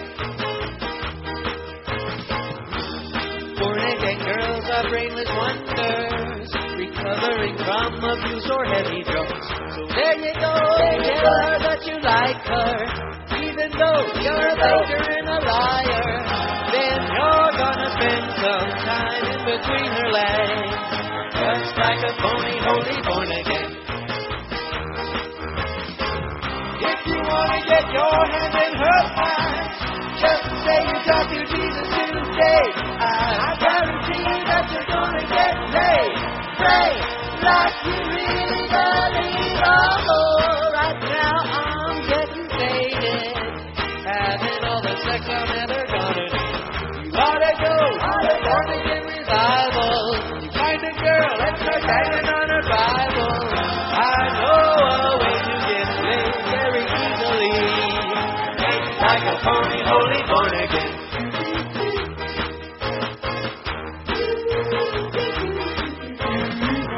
Make like a phony holy born again. Make like a phony holy born again. Make like a phony holy born again. 28 till 2, 560 WQAM. Don't forget the Mad Dog at 2. And that's the song I was talking about earlier as far as, dating the born-agains. Because you can do that. Like I mentioned, the pastor's daughter coming back from Bible college, all pregged. It was an immaculate conception is what it was. Because God forbid they should take precautions. See, it's more of a sin. See, I don't get that, since the fundamentalists don't believe in degrees of sin. That's the Catholics. There's no such thing as a big sin or a little sin. Yeah, they're all the same. To a fundamentalist, any taint of sin will burn you in hell. Will disqualify you from the grace of God, a la heaven. So just like a little white lie, for example, is as bad as eating a baby with barbecue sauce. It matters not to God. So why do they play the sin game? See, a premeditated sin is just as bad as a accidental sin or a non-meditated sin, a spontaneous sin. But they really believe that if they don't carry condoms on them, when they do fall into it, sex, God won't be as mad at them. See, if they plan to have sex and carry a condom on them, then they're bad. I guess they see it as like length of time sin. Like, I'm sinning all the while I have this condom on me. I'm going to have to ask for forgiveness pretty much continuously, which, if you do believe the Bible literally, you pretty much have to do that. Almost the way it slices, almost everything that you do is a sin. Since you can sin by thinking, ever since Jesus opened up that can of worms, but the whole adultery in your heart. Because if it applies to adultery, it applies to anything else. Right? Lust after a woman, that's sin. Right? Absolutely. So you got to ask for forgiveness for lusting. All right? What if you're a booze hound and you're fantasizing about taking a drink? Well, that's a sin. So you have the sin of thought. So based on that, you just better be asking for forgiveness continuously. So why not carry a condom to Bible college? And it happens all the time. And then you hear those stories about the Christian kids that got pregnant, the Christian girls that got pregnant because they had no idea that babies come from that. You laugh. It happens all the time. QAM, hello. Hello. Goodbye. QAM, hello. George. Caller. What's up, dude? Did you hear? You're talking about religion. Did you hear about the bishops' conference that they're going to have? No. That they're trying to revise all the rules and stuff of the Catholic Church, like giving a communion to abortion doctors and stuff like that. Yeah, well, the Catholic Church, they reinvent themselves all the time based on attendance levels. Whatever, but there was just a revision of the law and all that. By the way, where was this party at? Where was it at? The party place, the party something right off the Palmetto in like 36th Avenue by the airport. Not Dandy Bear then. No, not Dandy Bear. And one more thing, was Mom there? Yeah, Mom. Oh man, come on, tell me some stories, man. All right? No, nothing. She's been good lately, and I'm not holding back because trust me, if she did anything new, although it was funny to watch her because I was doing the daddy duck. Because this is a sprawling place, so the toddler, she wasn't going to be contained. She was going to be running around everywhere, right? So I was daddy ducking her the whole day, just kind of following her around to make sure that she didn't kill herself or someone else. Right. Because that's what toddlers are always trying to do. And mom shows up, so I'm like, hey, Mommy, you take a turn, following the kid around. And that was funny to watch because my mom's like 90. Right. Trying to keep up with the toddler who knows how to run now. Oh. So that was something to watch. I wish I could have taken a picture with my phone. So Mom was on her best behavior, I was too busy eating. And by the way, they had moto. I hate moto. All right, dude. Later. Hey, take it easy. Yeah, mom's been all right lately. I would complain. They went up to North Carolina to check on the driveway. Finally, the house has a concrete wall to hold the driveway up to keep it from washing out every year like it always did. Because I already told that story on the air, how I almost went spilling down the mountain into the pond with the whole family in the car. Or, well, me and the wife anyway. The kid didn't go up that year. Because the driveway had halfway washed out and Mom didn't tell me. So we're backing down in the middle of the night in the rain. And the Camry, and thank God it got high-centered. As it was sliding sideways off the driveway, it caught, the middle of it caught. And that's the only reason that we weren't, going for a swim in the pond in the middle of the night. QAM, hello. Hello. All right. Fair enough. Fax machine. Don't get those calls too often. I'm going to start the Mac spot right now because, we had to take the breaks earlier, and I want to spend a long time talking about these guys because they're just such nice guys over there at the Mac Center on Commercial. It's Mac Center, all one word, although they capitalize center. And I want to tell you about what a nice place this is. And, yeah, this is coming from me, a former Apple phobe. It's finally coming together where everybody's compromising so you can use the same programs that you were using before, like they have Adobe, they have the Microsoft Works, they have Excel, Word, all of the programs that you're used to using now, and they also use Internet Explorer if you want to, but they have their own thing, Safari, where you're not plagued by all these pop-ups and spam and all these other things that are all written for PCs. If you want to avoid all that really quick and easy, there you go. I was shocked to find out that I can actually use my 2-button mouse, because I got a nifty wireless mouse. Look at it, it's right here. I've seen it. Here it is. It's nice. Well, the audience doesn't, they think I might be making all this up. I brought up my own wireless mouse to play with the PowerBook G4 that they let me play with, and right-click works exactly the way that right-click should. It opens up the little window so that you can cut and paste and everything like that, because I was under a lot of misconceptions. I was thinking that these are just alien devices. Not to mention the fact that they have all of the other associated Mac products there that you've heard about, like the iPod and the iPod Mini, which is very popular. Yeah, it works with your PC. I installed the iTunes on my PC. It sucked my entire music library right into the iPod. I got lots of room left over. The thing's freaking 15 gigs. You can use it as an external hard drive. It reads every kind of audio file imaginable, including WAV, is it AAF, AAU, AA something, AA this. Yeah. It's got it all, but you have to find this place. I was making fun of them because they're located it looks like a park. It's one of those office parks, but it's right there off the side of the road. Just go west on Commercial, west from US 1, right past 33rd Street. Make a right into the park. You can park in a nice shady area. They got nice cold AC in there. Everything is sparkling, clean, fresh, new, all kinds of crazy products for Apple, Mac, not to mention all of the full line of computers from the low end to the high end, like the PowerBook G4, which is just phenomenal. Wafer thin and big as a billboard. The screen is like cinema quality. And, of course, all of those Apple things that you've heard from the Apple heads, like nothing looks or sounds better than these Apples. And I gotta admit they had a point. I admitted it before that they had a point about that, but still, my own prejudice, my own backwards, closed-minded prejudice about the Apple products. So go see the guys, go see Dave, talk to Bruce. They've got the camera set up. They got things set up so that you can look at it. Call them at 954-486-5500. That's 954-486-5500, or go visit them on Commercial. It's 3343 West Commercial Boulevard on the north side. They know their stuff. It's not Radio Shack. They're technical people. They can answer your questions. They'll tell you exactly how to do what with what and what you need to do it at the Mac Center. Never been more blissful. Lemmings across America are obediently drinking the new Republican-flavored Guyana Punch Kool-Aid. Kool-Aid, Kool-Aid, tastes great.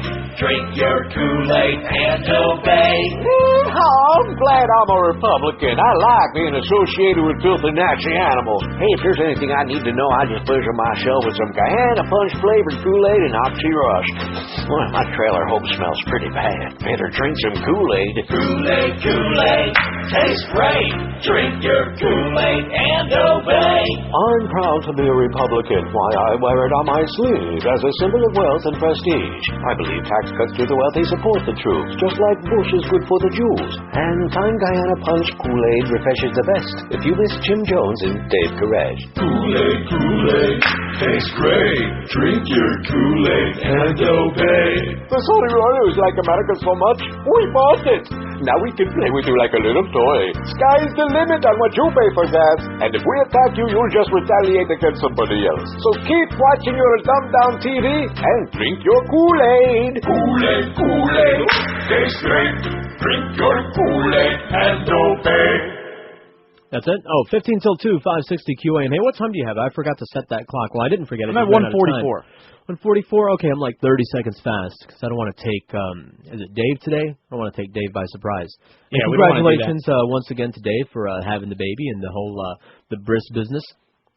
We're going to have Siphon Knife Jr. Convert me and circumcise me on the air one of these days. But we will have to do it for plugs because I don't actually want to pay to be converted. Right here on the air? I'm converting to Judaism. I don't have to pay for that, do I? QAM, hello. Hey, George. Hey, how are you? How's it going, man? Fine, how are you? It's the Road Rage Jersey guy that streams you guys. How you doing? All right. Listen, Harrison Ford is a great pick for your poll there, man. And he's winning, I'm happy to say. Yeah, Big time. You know, the funny thing was on the WB last, I think it was yesterday or Saturday, they showed Blade Runner. Right. Excellent movie with Harrison Ford. No question. And a wonderful cast of characters because Rutger, that's when we liked Rutger. He was great. Daryl Hannah as Pris, remember that? Yeah. And I forget the guy that played, the Nebuchadnezzar guy. Right.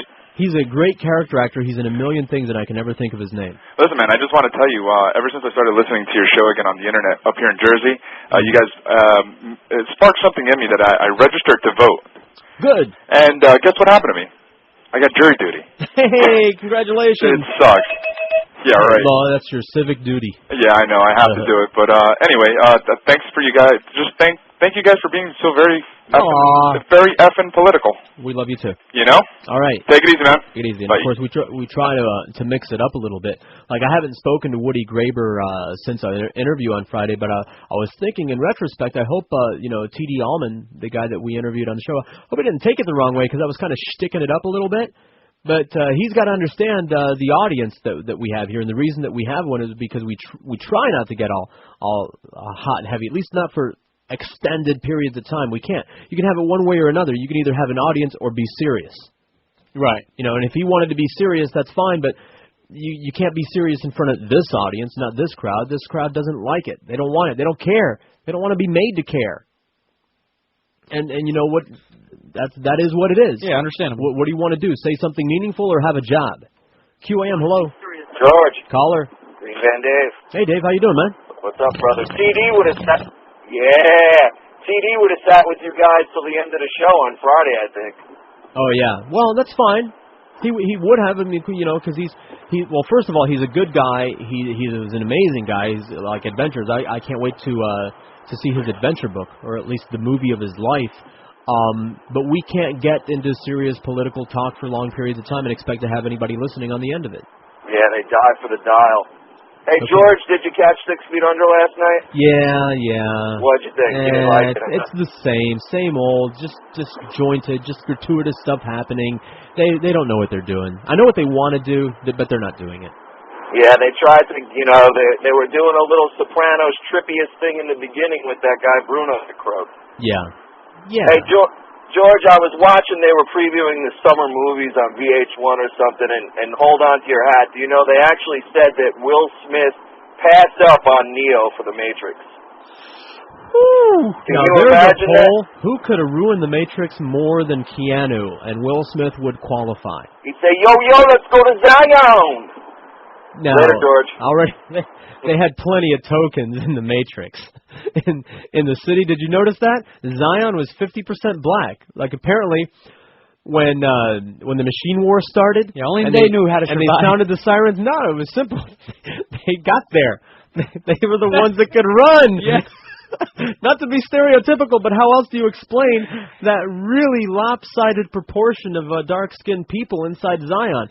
The white people were too slow. They was moving. Pasty, slow-ass, fat white folk didn't make it to the shelter before the big vault doors closed. That must be it. It's as simple as that, because you know what? You look at the Matrix world, and it's the same pasty-ass white world that we're all used to, right? Right. But then you get out of the Matrix world into the real world where humanity's left over and everybody's black, with a few token white people scattered about here and there. And Josh saw that one segment on Animatrix, and he's going to take the DVD home, so you'll have his review tomorrow. Some of the stories are good, some are better than others, because it's all different writers, different directors, different CGI artists for each one of these little shorts. So some are really good and some are QAM, hello.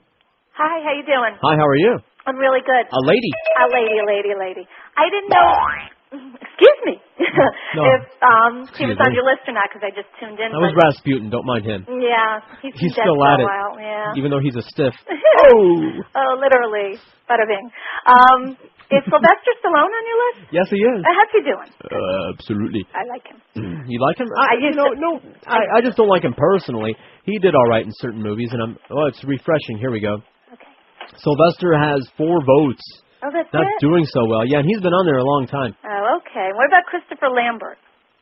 We could put Christopher Lambert on there. How did we forget him all this while? From what's Highlander? the head chopping movie. There you go, Highlander. Highlander. Okay, those were my favorites. All right. Have a really nice day. And he was in Tarzan, right? He was Tarzan, right? He was a great Tarzan. Yeah, Best Tarzan ever. He was okay. Greystoke. That was the best Tarzan movie, I thought, if you ask me. It was good. It was very deep. It was a good story. It was deep. It was more the story as opposed to Tarzan just kicking ass. Swinging around the trees, Right. and kind of like trying to get his act together, Well, thanks for calling and perking me up. Okay. All right. 9 till 2 on 560 QAM. The freaking crap is Ron and Ron. What can be more fun than gathering around the TV and watching Fear Factor with a family? Playing Fear Factor with the new Fear Factor Play at Home game. Challenge your friends and family members to do dangerous and disgusting stunts, just like they do on Fear Factor. Okay, Melissa, now put this bag over your head and take a deep breath. You lose. Have fun at your next get-together by pulling out Home Fear Factor when your guests suggest a little game of charades. Charades? That's for old fogies. We're playing Fear Factor. Okay, Ned, here's the deal. You stand in the middle of the street, I'll come racing towards you in the trusty Volvo, and when I get right here, you jump as high as you can, and I'll drive right under you.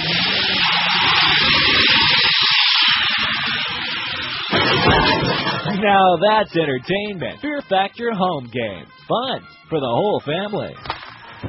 Hey, someone needs to call 911. 5 till 2 on QAM. Josh made a good point during the break. That's why I played that. And that is, the Fear Factor thing with the food. It doesn't belong. It doesn't fit. That could be a different show called Eat This.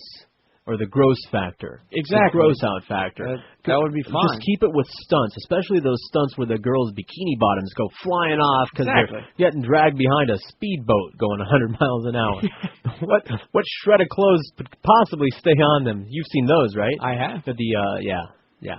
Or things with helicopters, because that's always fun. Yeah, any stunt, because that's what they're doing. Right, stunts. That's Do cool to stunts. watch. Forget the bug thing. It's a totally different... It's a gross out factor. It's not even in the same category. Yeah, it's just... And for that matter, while we're on that, same thing goes for Survivor and all these other ones. Stop making them eat gross things. Whose idea was that? 5670560 in Dade and Broward, pound 560 is free if you have Verizon Wireless. 877-785-6345 is toll free everywhere else. QAM, hello. Yes. QAM, hello. Hello. Yes. Yeah, no, I wanted to talk to George. And so you are. Oh, okay. You were talking about the French actor Jean Reno earlier? Yes. Is that how you say it? Jean Reno? We were saying Jean Reno. No, it's Jean Reno. Jean Reno. Oui, oui. He was the cleaner in La Femme Nikita. That's right. He was the cleaner. Les Français sont cochons. Et mange de chien. That's it. All right. He was in Godzilla. He was the cleaner. He was the cleaner. He just had a suitcase full of acid. That's all. That's it. That's industrial strength cleaner. That's it. A janitor in a suitcase. Pretty much. All right, thank you very much. All right, you take care. I thought, wasn't he in the film? Because he's in all those movies. If it's a French movie that's got guns, he has to be. I think it's in his contract. QAM, hello. Yeah, QAM, hello. I didn't like that sound. I like that sound. QAM, hello. Hello, George. Hello, caller. Hey, how you doing? All right, how are you? Pretty good. Hey, I just wanted to make a quick correction on you. Oh, please. The we part try where to be very accurate, you know. the part where you said where the guy sticks his mitts in the broken glass. Yeah, that was actually kickboxer, not bloodsport. Wait a minute. That's true. Oh, that was Chung-Li. That was Kung Po. Kung Po was in kickboxer. Oh man. And Chung-Li was the one in bloodsport. And now is Chung-Li the one with the pecs so big? That was him. Yes, Wait, that's Chung. Right. Yeah. With those giant pecs. Yes. All right. Thanks, George. Love you. Thanks a lot. All right, bye. Love you too. See, we got to have ourselves. We got to clear Tom these up. Poe is kickboxer, right. 1 through 4. And he is. He's like the most muscular Asian man that I've ever seen with those crazy pecs. Yeah, he's jacked. Those are like boobs, except he can flex them. So it's like, wow, what are those? Are those boobs? Wait, look at this, and then he ruffles them up. Yeah. QAM, hello. You're gay. QAM, hello. Hey, George, how are you? All right, how are you? Hey, man, my old man finally took me to Wayne Arnold for the first time very ever. good. That's a treat. All right. It was that good, huh? Wow. I guess they're going back. QAM, hello. QAM, hello. Yes, is Bruce Lee on there? Yes, he is. Okay, thank you. Thank you very much. And sadly, Bruce Willis is doing much better than Bruce Lee. Is that sad? Yeah. I mean, well, it's a date thing. Bruce's movies didn't have the kind of budgets that we dumped into. Yeah, I mean, a Bruce Lee movie is with the terrible. And it's all him. The sound, yeah. Yeah. But still, they were classic. Right. I saw them years later after the fact. I'm like, oh boy, these are cheesy. Yeah. These are really cheesy, but Bruce could actually do that stuff. The fact that he's the real right. deal. Yeah, where you say he's not acting like Keanu. It's like, whoa, I know Kung Fu, because it's in the script. Yeah. So therefore, he knows. I'll stop those bullets from Yeah, right, yeah. But Bruce was the real deal. You know that Kung Fu, that was his idea for that series. And he wrote that whole thing up. I mean, he created that whole concept for himself, and then they went and gave it to David Carradine, just right out from under him after he went and did all the work on it. That was in the movie. Did you ever see the movie about his life? Not a bad movie. I haven't. Yeah, that was in there. That was sad. I had no idea. Nothing from David Carradine, because he did a great job. He was Kwai. And you know what? I don't think Bruce could have done it as well. It needed to be somebody like old Kwai, like a half-breed. Because David had that kind of half-breed look. Like Jim Mandich, for example. Oh, he's in the studio, right? So, let's not say anything like that about Jim. We can talk about Hank, because he's at Shula Steak, too, and he's on at 4 right after the Mad Dog, who's up next. Orlando Alzagari at 7, Eddie K at 10, and that's it. We're done. Wait, are we done yet? Because I'm 30 seconds fast. We're done here. Are you sure? Because I'm fast. Is Dave, are you ready out there? You're done. All right. The Neil Rogers Show on 560 WQAM, Miami, Fort Lauderdale. Man, you are one pathetic loser. Yeah.